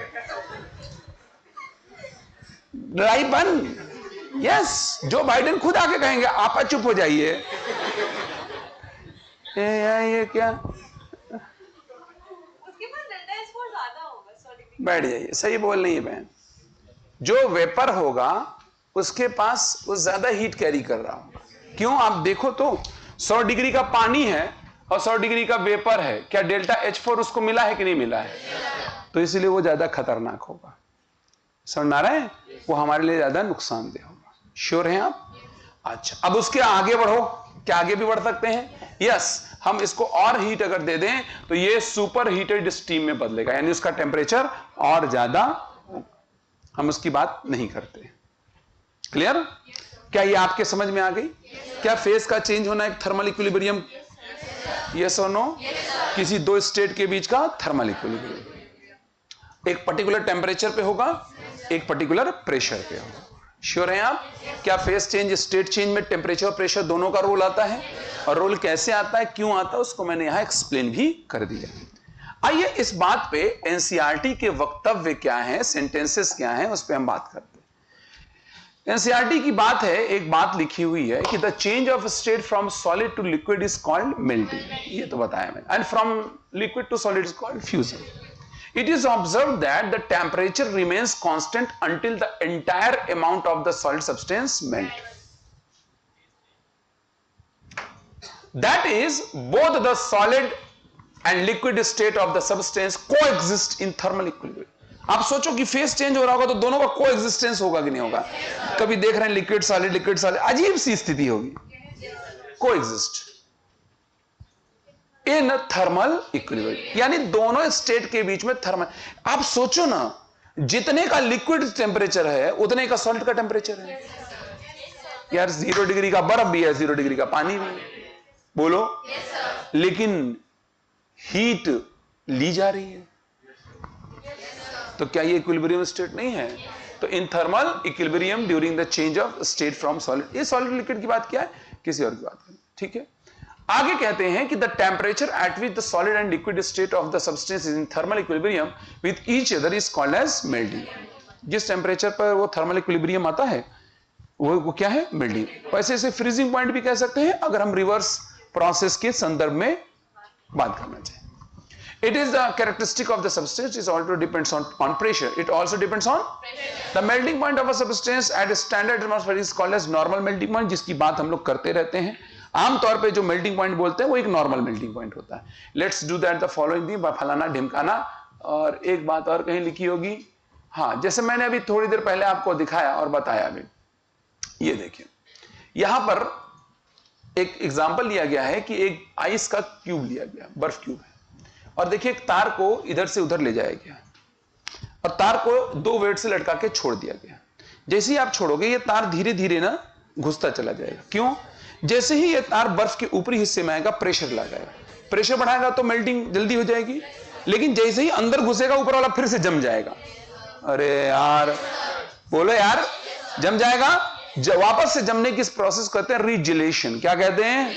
रीजेलेशन होता चला जाएगा और ये तार आर पार गिर जाएगा और बर्फ वैसे का वैसा रहेगा। आपने देखा होगा कई बार यूट्यूब वीडियो में लोग इस तरह का जादू करके दिखाते हैं, याद रखिएगा, दुनिया का कोई भी जादू फिजिक्स है, सबसे बड़ा जादू तो हम ही लोग हैं। कह रहे हैं हाँ, धूप निकलेगी तो काम करेंगे, ठीक बात है। अब ये देखो रीजेलेशन लिखा, refreezing, the phenomenon of refreezing is called as regelation. Clear है। बाकी वेपराइजेशन का है, लिक्विड इस कन्वर्टेड को, अब इसका भी आप देख लो चाहो तो, मैं इस वेपराइजेशन की बात भी कर देता हूं। The change of state from liquid to vapour is called as, it is observed that the temperature remains constant until the entire amount of the liquid is converted into vapor. That is, both the liquid and vapor state of the substance coexist in thermal equilibrium during the change of state from liquid to vapor. The temperature at which the liquid and vapor state of the substance coexist is called as boiling point. उसको हम क्या कहते हैं? Boiling point. Boiling point ये एक ऐसी state है जिसमें लिक्विड, आपके समझ में आ गया लेटर। अब मैं आप लोगों से कहो तो कुछ और बात करूं, क्या इतनी बात सबके समझ में आ गई? हमको 3 पॉइंट यहां पर हाथ लगा। पहला पॉइंट, जब स्टेट चेंज होगा तो टेम्परेचर चेंज नहीं होगा,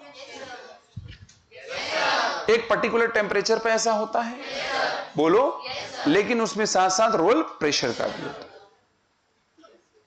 यस और नो। और किसी भी फेज का चेंज होना, स्टेट का चेंज होना, एक दो स्टेट के बीच में एक थर्मल इक्विलिब्रियम की अवस्था होती है। State change between two states is a thermal equilibrium between those two states. Is it correct or not? And it happens at a certain temperature, which also depends on pressure. अंग्रेजी बनाते चले गए, बात समझ में आ गई। आगे बढ़े यार आप लोग, आप कहो तो मैं आगे बढ़ूं, गड्ढे। आइए थोड़ा सा जिक्र करते हैं, प्रेशर टेम्परेचर से फेज डायग्राम को चेंज करें, फेज डायग्राम को बताएंगे। राइट, समझिएगा, ये एक ग्राफ है, और इनफैक्ट ये ग्राफ किसके लिए है? वाटर के लिए। बगल वाला ग्राफ किसके लिए है? CO2। ये फेज चेंज का ग्राफ है, एक्चुअली इसे फेज डायग्राम भी कहते हैं, कहीं लिखा होगा, ठीक है। ये तो हीट कर तो मैंने समझा दिया आपको, चलो इसे फेज डायग्राम कहते हैं, एक्चुअली इसमें लिखा नहीं है, कोई बात नहीं। प्रेशर टेम्परेचर का diagram which is phase diagram, right. Pressure temperature phase diagram लिखा हुआ है, phase temperature pressure temperature phase diagram, ठीक बात है। आइए फेज डायग्राम है, इस फेज डायग्राम को मैं समझाता हूं, थोड़ा आपके समझ में आएगा। क्या ये दिख रहा सभी को? विजिबिलिटी है? अरे दीवानों है विजिबिलिटी? क्या कह रहे हो भैया? क्या हो गया?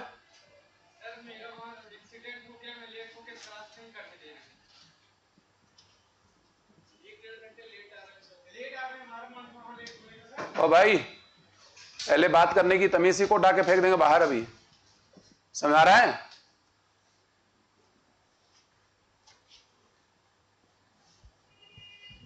देखिएगा, ध्यान से सुनिएगा, प्रेशर और टेम्परेचर का ग्राफ जो है उसे समझिएगा ध्यानपूर्वक।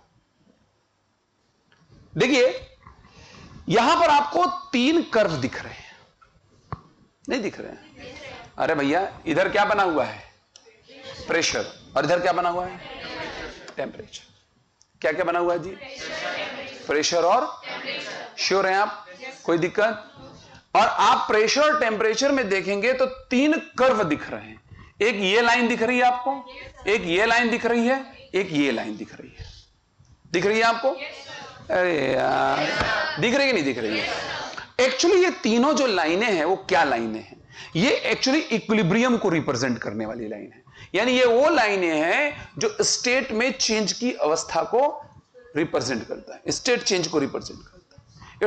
It's a curve for equilibrium, it's a curve for equilibrium, it's a curve for equilibrium. यानी अगर आप इस ग्राफ के इस पॉइंट पे आते हो या इस लाइन पे आते हो तो इसका मतलब फेज चेंज हो रहा है। अब आप देखो, क्या ये सॉलिड और लिक्विड का इक्विलिब्रियम है? बोलो यार, सॉलिड लिक्विड का इक्विलिब्रियम क्या कहलाता है? सॉलिड लिक्विड की जो इक्विलिब्रियम स्टेट है क्या कहलाती है? मेल्टिंग या फ्यूजन? अरे मेल्टिंग भी कहलाती है। तो इस कर्व का क्या नाम पड़ जाएगा? मेल्टिंग कर्व या? बोलो यार, क्या नाम पड़ेगा? ये लिक्विड और वेपर का है, अब बताओ इसका नाम क्या पड़ेगा? वेपराइजेशन कर्व या कंडेंसेशन कर्व। अरे ऐसा ना हो। और ये वाला बताओ क्या नाम पड़ेगा? Sublimation curve. समझ में आ गया सबके? अरे ऐसा नो। आप कहोगे इसका गेम हमको समझ में नहीं आ रहा। देखो इस ग्राफ को अगर देखा जाए तो ये लिक्विड फेज को, ये वाला इलाका लिक्विड फेज के लिए, ये वाला इलाका सॉलिड फेज के लिए, और ये वाला इलाका गैस। मेरे बताने का मतलब ये है, थोड़ा समझने की आप कोशिश करें। अगर आप प्रेशर और टेम्परेचर का कॉम्बिनेशन बनाते हैं, जैसे मान लो यहां देख रहे हो -220 से शुरू है, 0.01 है 374 डिग्री सेंटीग्रेड में, और इधर एक प्रेशर है 0.006 है, फिर 1 atm आएगा, ऐसे करते करते 218 PATM। मान लो कहीं पर यहां पर 1 atm आ रहा है थोड़ी देर के लिए। कितना आ रहा है? 1 atm। ठीक। और 1 atm पे मैं ये जानना चाहता हूं कि 100 डिग्री की अवस्था में क्या हो रहा है। कितने डिग्री? 100 डिग्री। तो पता चला कि वहां पर जब हम इसको बढ़ाए आगे, यहां कितना लिखा? 100 डिग्री। 100 डिग्री सेल्सियस पे और 1 atm पे हमको दिखता है कि ये दोनों का कॉम्बिनेशन कहां मिल रहा है? क्या इस कर्व पे मिल रहा है? इसका मतलब ये ऐसा सिचुएशन है जब लिक्विड और वेपर के बीच में इक्विलिब्रियम। जब लिक्विड और, श्योर है आप? यही तो होता है।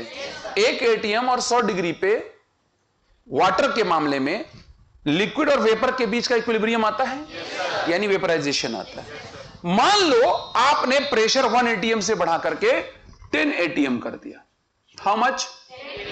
तो अब हमें चेक करना है कि 10 atm अगर कर दिया तो 100 डिग्री पे क्या होगा वाटर के साथ। तो आप 10 atm वाले को आगे बढ़ाओ और 100 डिग्री वाले को आगे बढ़ाओ। क्या अब ये यहां कट रहे हैं? क्या आप ये इस कर्व में आ रहे हैं या लिक्विड जोन में आ रहे हैं? यानी 10 atm पे 100 डिग्री अगर पानी लोगे तो वो लिक्विड होगा, वो वेपर में नहीं बदल रहा होगा। नेटवर्क चला गया। नेटवर्क है या गया? श्योर है? ये कर्व आपको फेज बता देगा। आप टेम्परेचर लो, प्रेशर लो, दोनों का कॉम्बिनेशन बनाओ, बता देगा वो। अरे दीवानो हाँ या ना? भाई हमको एक बात पता है, 1 atm और 100 डिग्री के कॉम्बिनेशन में इक्विलिब्रियम आती है। यही तो आती है, 1 atm आती है। लेकिन अगर हम 1 atm से बढ़ा करके क्या कर दें, तब 100 डिग्री पे क्या आएगा वो? यानी पानी पानी होगा, वेपर में बदल। श्योर है? कोई प्रॉब्लम वाली समस्या? कुछ और दिखाएं क्या? आप लोग मान ही नहीं रहे हो। कुछ और दिखाएं? चलो अब 0 डिग्री कहां आएगा? यहां कहीं, ये 0.01 है, यानी 0 डिग्री यहीं कहीं आएगा। अरे यार 0 डिग्री यहीं कहीं आएगा और 1 atm पे हम लेकर के जा रहे, थोड़ा सा करीब है, ये लगभग है। ये कौन है? 1 atm। और ये कौन है? 0 डिग्री। क्या ये यहां पर आ रहा है? इसका मतलब क्या हो रहा है? नहीं, और इसका मतलब सॉलिड क्या है? क्या सॉलिड और लिक्विड का इक्विलिब्रियम है? क्या ये मेल्टिंग है? बोलो यार। अच्छा अगर मान लो हम प्रेशर बढ़ाने के बजाय प्रेशर कम कर दे, प्रेशर उतने ही टेम्परेचर पे प्रेशर क्या कर दें, तो क्या होगा? क्या वो सॉलिड रह जाएगा पानी, यानी बर्फ में रह जाएगा ना? अरे बोलो यार, क्या बर्फ में नहीं रह जाएगा? कह दो कि झूठ है, कोई परेशानी नहीं है। क्लियर? अरे यस और नो? और भी चीजें हो सकती हैं, और भी बातें हो सकती हैं। अगर आप इसमें करना चाहें तो और भी बहुत सी बातें इसमें कर सकते। बस बात इतनी है कि हमको एक बात समझ में आ रही है, प्रेशर और टेम्परेचर का कॉम्बिनेशन ही तय करेगा कि वो किस फेज में। यस और नो? कौन तय करता है? क्या अकेला टेम्परेचर फेज चेंज करता है या अकेला प्रेशर? कॉम्बिनेशन तय करेगा। अगर मैं आपको एक और डेमो करके बताऊं कि एक सर्टेन टेम्परेचर है और कुछ एटमॉस्फेयर प्रेशर है, मतलब कुछ उल्टा कुछ और ऐसा करते हैं जो थोड़ा देखने में सुंदर और हाँ सुशीला, हाँ मान लो लिक्विड है ना, क्या है या गैस है, क्या है तुम चुप रहो, क्या है गैस है, ठीक है। कोई भी टेम्परेचर ले सकते हो या कोई भी प्रेशर ले सकते हो, प्रेशर किसी टेम्परेचर पर क्या है गैस। अगर हमने इसी प्रेशर पे टेम्परेचर कम किया तो फेस बदलेगा, बोलो यार, और इसी टेम्परेचर पे अगर प्रेशर बढ़ा दिया तो भी फेस बदलेगी, यस और नो। बहरहाल ये समझ में आया कि नहीं आया। हमारे इस कर्व में जरा इस पॉइंट को देखिए, ये एक ऐसा पॉइंट है जिसमें सॉलिड लिक्विड और वेपर यानी गैस तीनों का इक्विलिब्रियम है। ये कॉम्बिनेशन होता है 0.01 डिग्री सेल्सियस या फिर और यस और नो। भाइयों बहनों, ये जो टेम्परेचर और प्रेशर का कॉम्बिनेशन है या ये जो पॉइंट है इसको कहते हैं ट्रिपल पॉइंट। क्या कहते हैं? यानी हम कह सकते हैं कि ट्रिपल पॉइंट एक ऐसा बिंदु है, एक ऐसी सिचुएशन है। बहन को जरा जगह तो कहीं जा रही है, वो काफी अच्छा, वो पूरा एकदम मदहोशी, छुपो मत, छुपो नहीं, कूटी जाओगी तुम। तो एक ऐसा सिचुएशन है, एक ऐसी पोजीशन है जहां पर सॉलिड लिक्विड और गैस तीनों में कोई मतलब इक्विलिब्रियम होता है। तीनों में क्या होता है? कुछ समझ में कंफर्म है? तो this is all about phase change. समझ में आया कि नहीं आया? अब मैं आपको एक छोटी बात और बता दे रहा हूं, मेरी बात खत्म हो जाएगी। That is latent heat. क्या चीज? चलिए, हमको एक बात समझ में आ गई, जो फेज चेंज करेगी हीट वो हमारे लिए ऑब्जर्व करना मुश्किल होगा। तो जो हीट फेज चेंज करती है, हीट गिवन और टेकन पर यूनिट मास, हीट गिवन और for change in phase is called as latent heat. क्या कहलाती है? इसकी यूनिट आती है जूल पर किलोग्राम और इसकी यूनिट, इसका डायमेंशन आ जाता है L2T-2। श्योर है आप? कंफर्म है आप?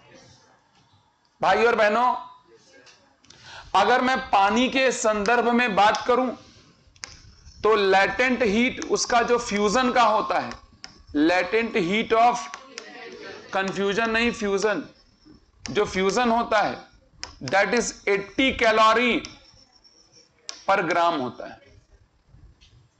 और लैटेंट हीट ऑफ,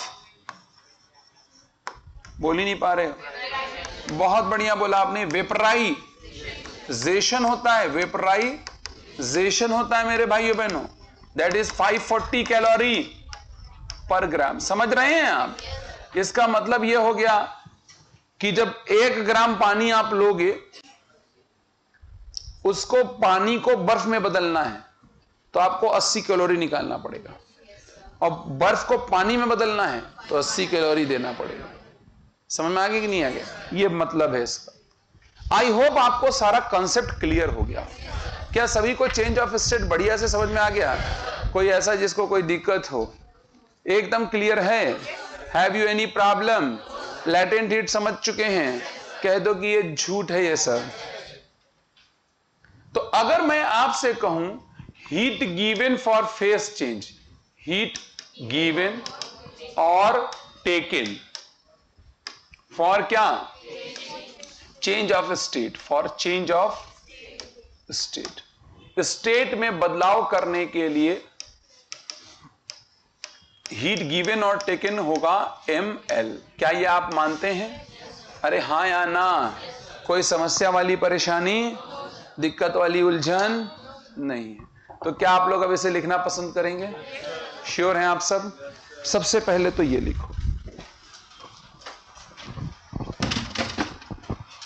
काफी आसान है भाइयों और बहनों, इफ यू कंसीडर।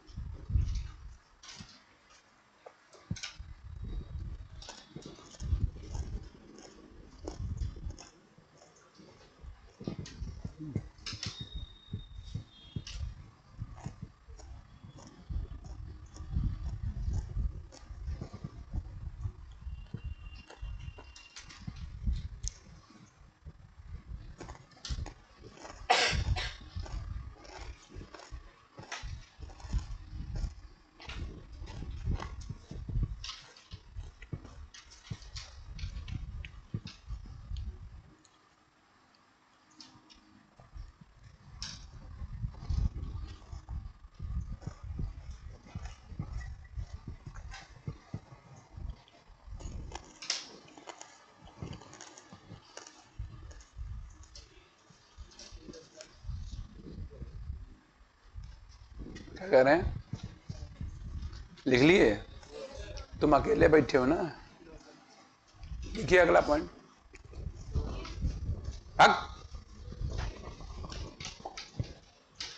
लिखिएगा, बोलें, लिखना।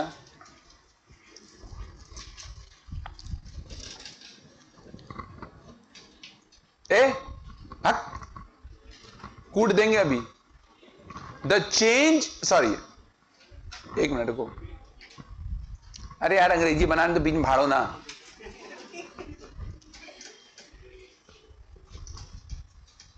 The phenomenon of change in state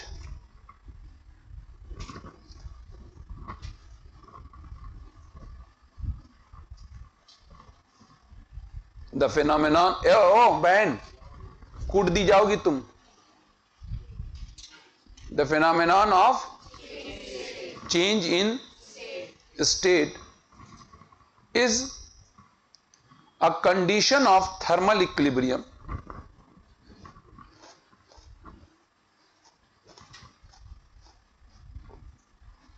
is a condition of क्या? Thermal equilibrium, equilibrium, thermal equilibrium which occurs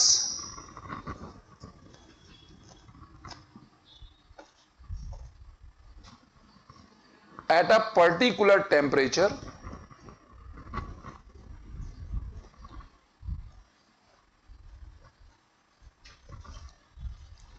and to state TWO2 to state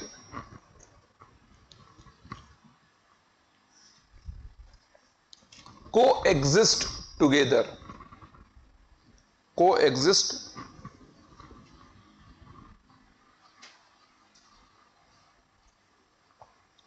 together। ठीक है ना?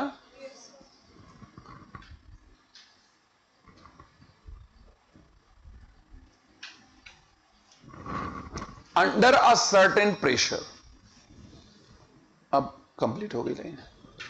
मेरा सेंटेंस पढ़ के सुनाओ तो कोई एक आदमी।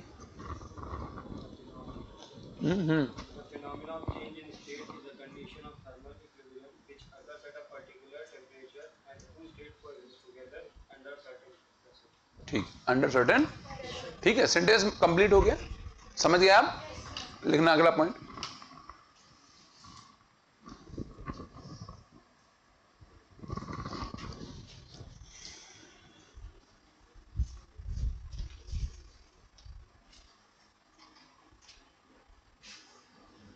मत कुछ लिखो, ठीक है? आप ये हीट कर्व बना लो।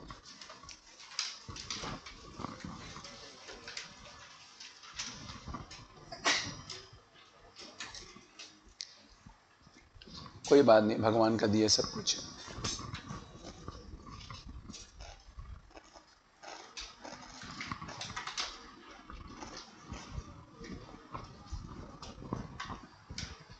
क्या हो रहा है? तुम लोग बैठ नहीं पा रही हो? सारे जड़ वजह वही है। मैंने उनको बैठा दिया, बेटे वो भी तंदुरुस्त हैं। खुद को देखो तो समझ में आ रहा है?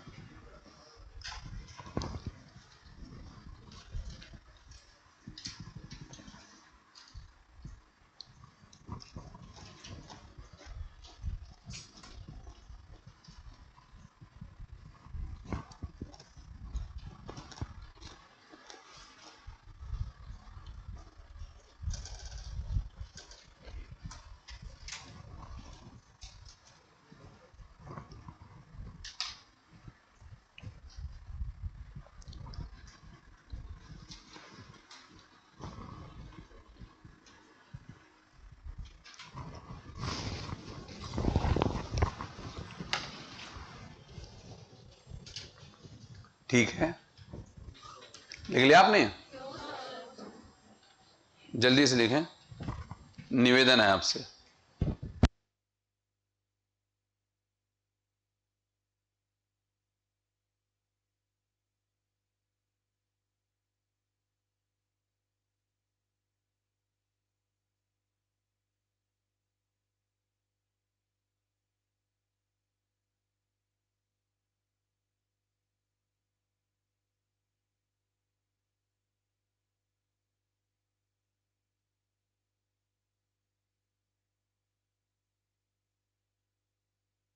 जी।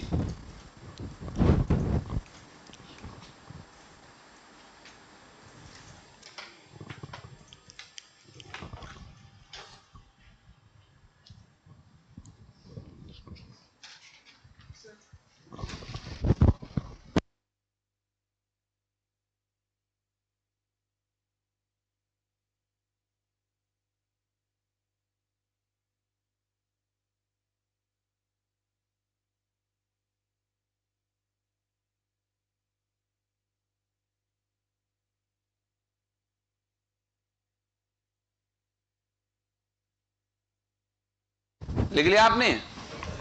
अरे भैया नहीं लिखा क्या? जल्दी करो, फौरन से पहले लिखो।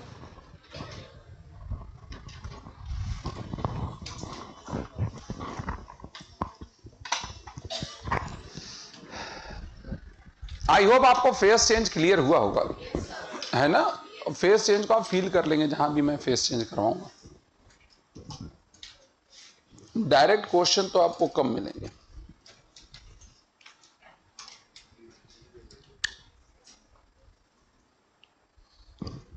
लिख लिया?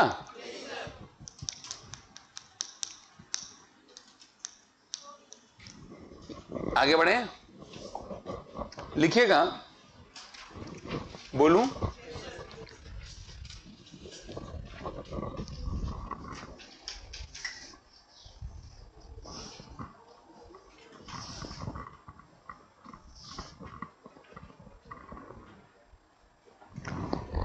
The state of a matter, नहीं, द स्टेट, ठीक है, the state of a body, the state of a body depends on the state of depends on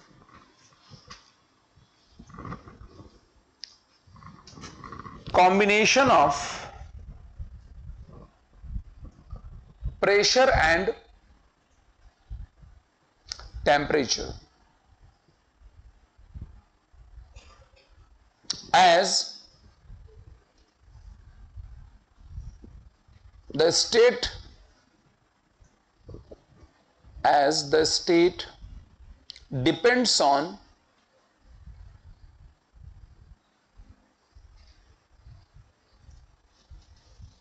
temperature as well as pressure, temperature as well as pressure। आप एक काम करिएगा मेरे भाइयों बहनों, ये आप वाटर के लिए आप लिखना, बोलें, pressure temperature phase diagram, pressure temperature phase diagram,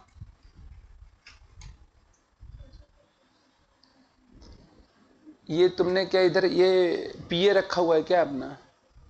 pressure temperature phase diagram for बोटर वाटर। समझ में नहीं आ रहा है क्या? आ रहा है? अरे हाँ या ना? कोई समस्या वाली उलझन, दिक्कत वाली परेशानी? आप एक काम करें, आप इस डायग्राम को बनाएं और जरा साफ सुंदर और सुशील बनाइएगा। सुशीला भाई साफ बनाना। बना लिया?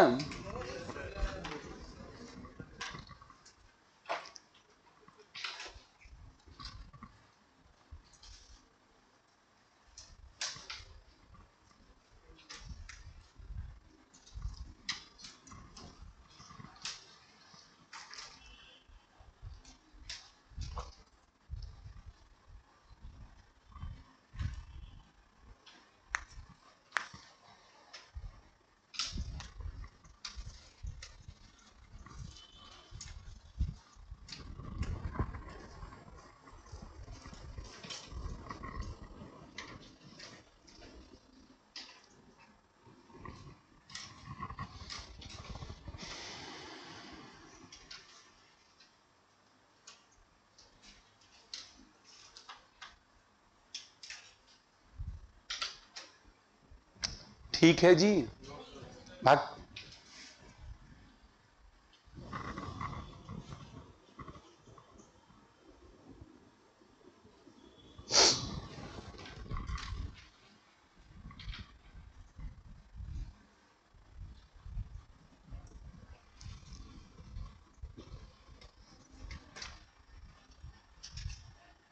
बोला जाए।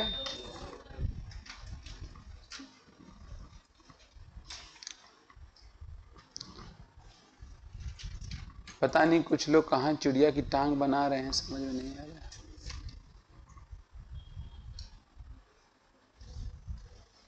कोई बात नहीं बहन, कभी तो पाप का घड़ा भरेगा।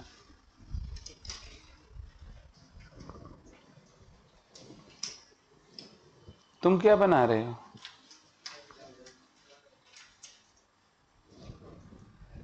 लग रहा है तुम कोई कुर्ते की कटिंग कर रहे हो, ऐसा बना दिया है।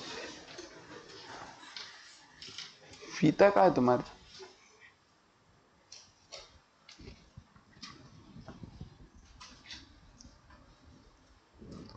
यार क्या कर रही है लोग, कौन सा काम कर रहे हैं? लिख लिए? 4 घंटा इसी में लगा देते हैं। हाँ, इसमें सबके नाम लिख लीजिए कि कौन क्या है। बोलूं? लिखो ओ ए, नीचे डायग्राम पे लिखना ओ ए। ओ ए का क्या नाम हो गया? सॉलिड से लिक्विड है ना? क्या? फ्यूजन कर्व और मेल्टिंग कर्व। ओ ए का क्या नाम है? फ्यूजन कर्व, कॉमा लगा के लिखा रिप्रेजेंट्स, इसी के बारे में लिख रहे हो, represents thermal equilibrium between solid and liquid. Thermal equilibrium between between क्या? हे नेपाली, सॉलिड एंड लिक्विड। हे नेपाली देवी, क्या? Solid and liquid. लिखना OC. What is OC? Vaporisation curve. OC क्या नाम है? रिप्रेजेंट्स, वेपराइजेशन कर्व लिख के कॉमा लगाइएगा, रिप्रेजेंट्स थर्मल इक्विलिब्रियम बिटवीन क्या क्या? Liquid and gas. Thermal equilibrium between liquid and gas. Sure हैं आप? अगला पॉइंट कौन सा? ओबी ना? ओबी लिखो। क्या होगा ये? Sublimation curve. Sublimation curve represents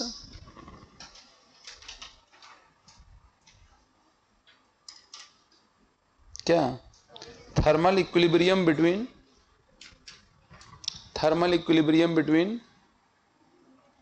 what? Solid and gas.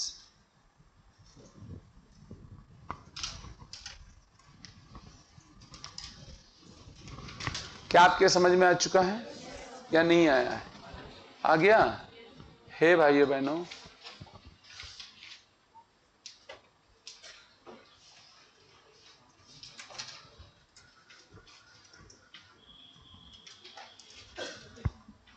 ठीक है। अब आप हेडिंग डालना लैटेंट हीट। अच्छा सुनो मेरी बात, एक काम आप लोग कर रहे हैं, एनसीईआरटी बुक है ना आपके पास में, एक बार इसकी रीडिंग भी मार लीजिएगा, ठीक है? एनसीईआरटी बुक से क्लियर। इधर का जो मैं पोर्शन पढ़ा रहा हूं उसमें आप लोग एनसीईआरटी की छोटी छोटी बातें मैं बहुत नहीं लिखा रहा हूं, जैसे बॉइलिंग पॉइंट किसे कहते हैं, मेल्टिंग पॉइंट किसे कहते हैं, ये सब एनसीईआरटी में लिखा है, तो आप चाहो तो लिख लेना, कोई दिक्कत नहीं। लिखो है। अच्छा ओ एक पॉइंट रह गया, ओ लिखो, ओ ट्रिपल पॉइंट। दीदी को ट्रिपल पॉइंट जानना था क्योंकि ये स्कूटी पे ट्रिपलिंग करती है। लिख लेना, the temperature and pressure, the temperature and pressure at which the temperature and pressure at which fusion curve fusion curve, comma vaporisation curve, vaporisation curve and sublimation curve meet. कौन कौन से curve मेरे भाई बहनों? Fusion curve, vaporisation curve and क्या? Sublimation curve meet and all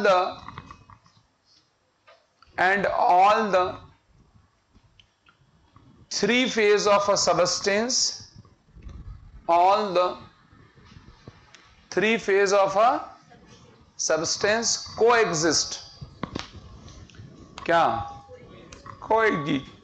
coexist बहन, is called as triple point,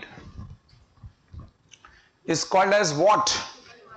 triple point of substance, of the substance. आप लोगों ने बहुत ज्यादा एक टेम्परेचर सुना होगा 273.16 केल्विन, सुना है आपने?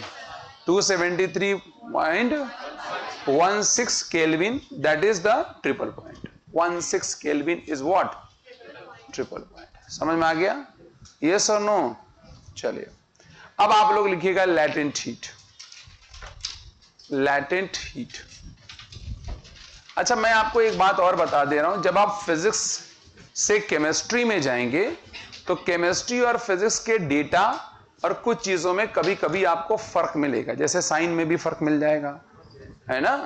तो आप उसको वहीं रखिएगा अपना केमिस्ट्री वाला। केमिस्ट्री वाले की बात ही अलग है। एटॉमिक वेट में मास लेते हैं, एटॉमिक वेट में क्या लेते हैं? मास हम लोग, और वेट हमारे लिए अलग है जिंदगी में। समझ आ रहा है कि नहीं आ रहा है? तो इसीलिए उसको वहां मत घुसेड़िएगा ना कि वहां तो ऐसा है, यहां ऐसा क्यों है। वो डिपेंड करता है स्टैंडर्ड्स कैसे बनाए गए। ठीक बात? चलिए, लैटेंट हीट लिखा आपने? लिखेगा लैटेंट हीट के बारे में भाइयों बहनों और पढ़े लिखे, हाँ नौजवानों, तुम तो छट गए। हाँ मैं तो पहले से छटा हुआ भाई। बोले? लिखेगा the heat given or taken for unit mass, for unit mass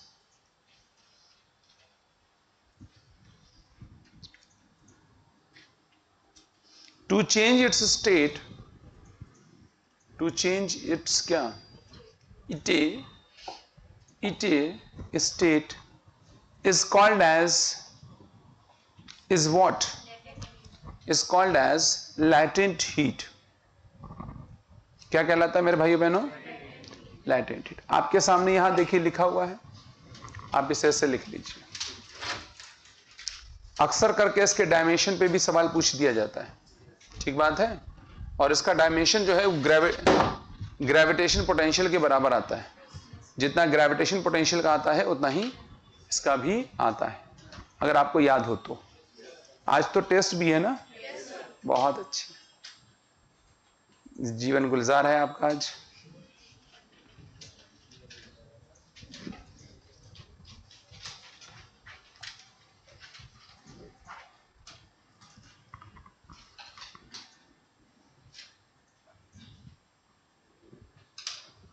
test बेहतरीन तरीके से दीजिएगा और सभी लोग दें टेस्ट। डोंट छोड़ दे टेस्ट। इंग्लिश है बेटा, आपकी समझ नहीं आएगी। हैव इंग्लिश 2-2 क्विंटल की, जस्ट लाइक दीदी।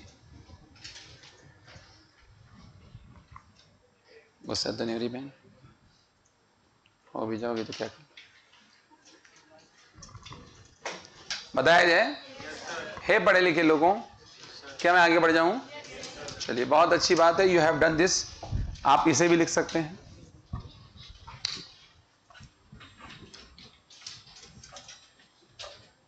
ठीक है,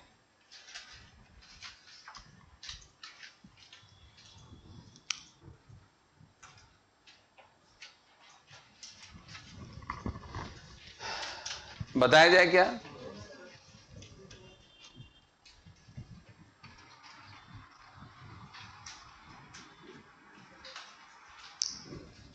नहीं दिख रहा है, सुनाई नहीं दे रहा, दिखाई नहीं दे रहा है।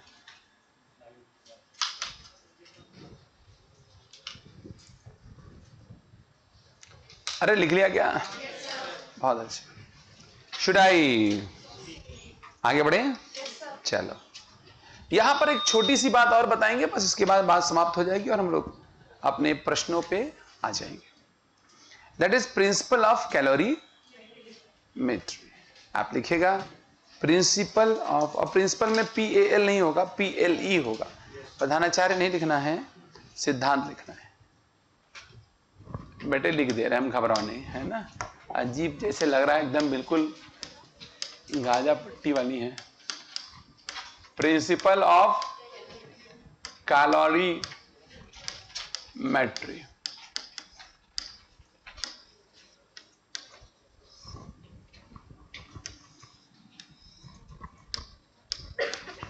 हाँ जी भाइयों और बहनों और पढ़े लिखे नाइन जवान्स, बोलें?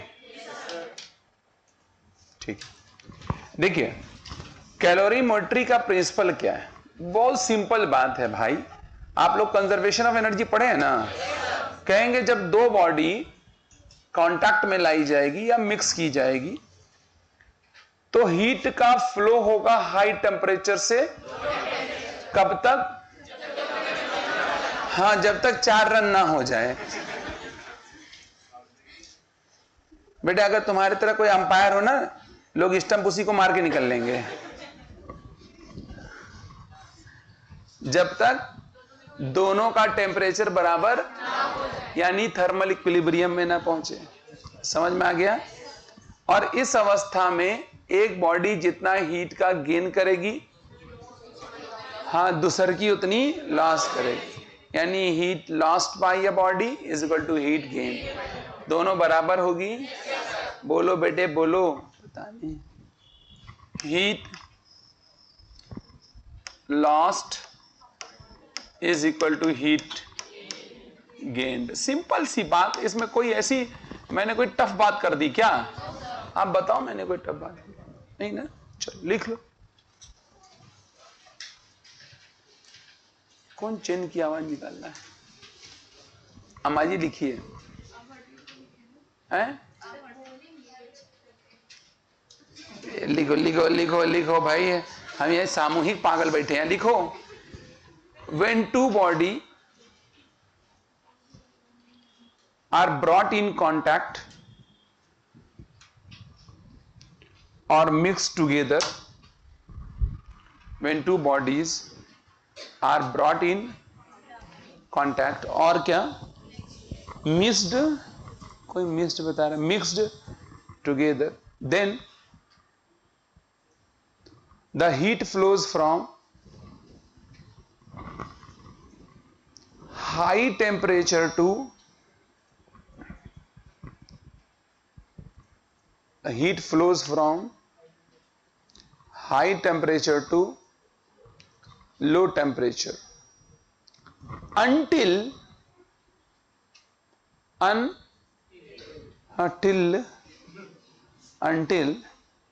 the temperature of two bodies, the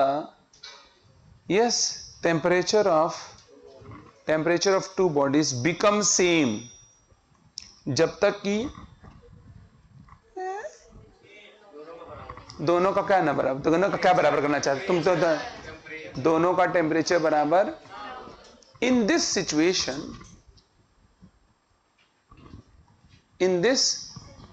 situation umpire महोदया, इन दिस सिचुएशन डैश लगाइए और ये लिख जाइए।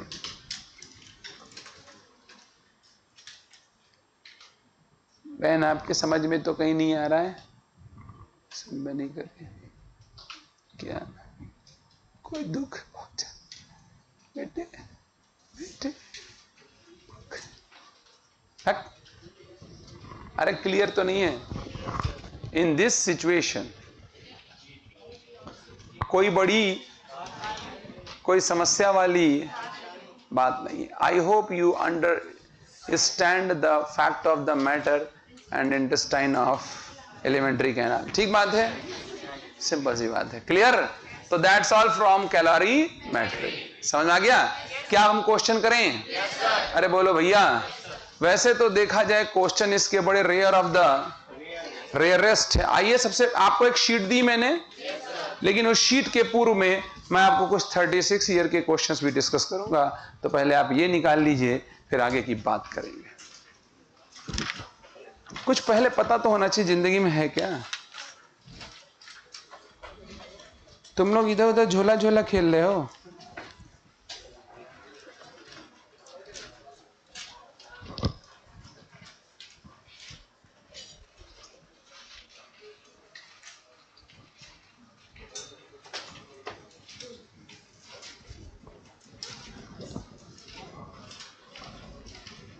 हाँ जी, शुड आई स्पीक?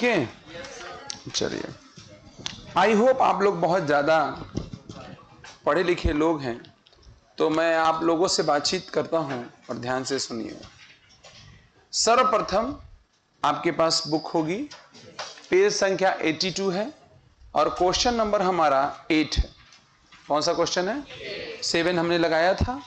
आइए 8 पे आते हैं. क्वेश्चन 8.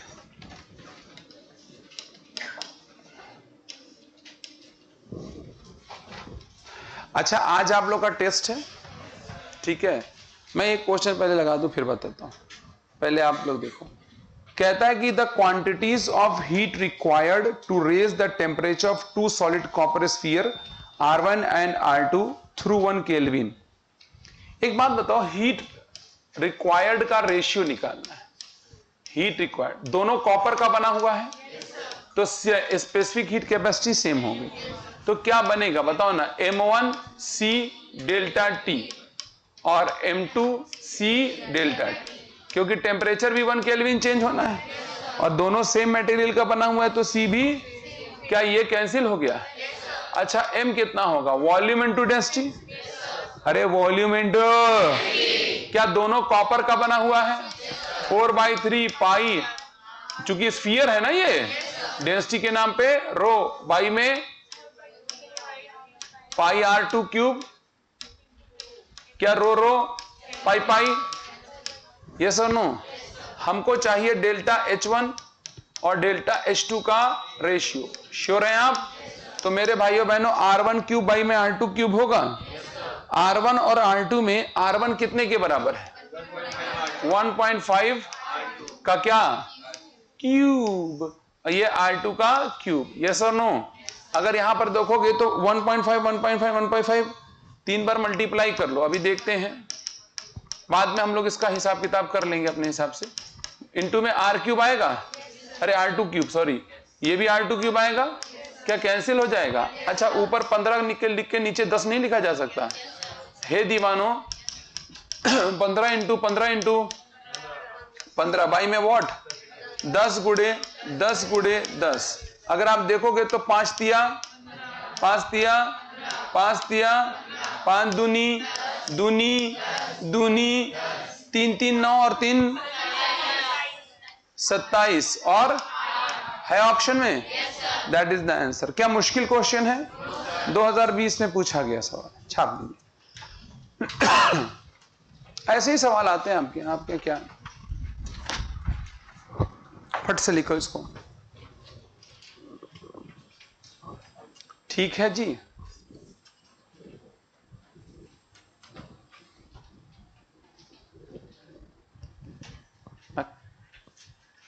इनसे दीदी से पूछो, समझ में तो नहीं आ रहा. बताया जाए. कोई मुश्किल क्वेश्चन है क्या ये? बहुत आसान है. चूरन टाइप का है चाट में. प्रीतम भाई, बात समझ में आई?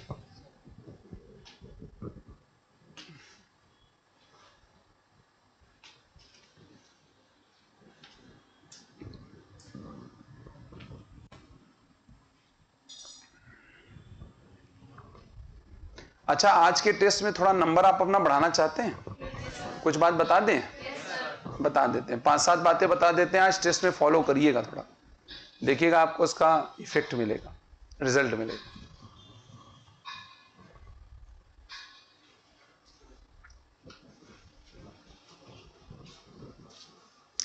समझ में आया नहीं आया?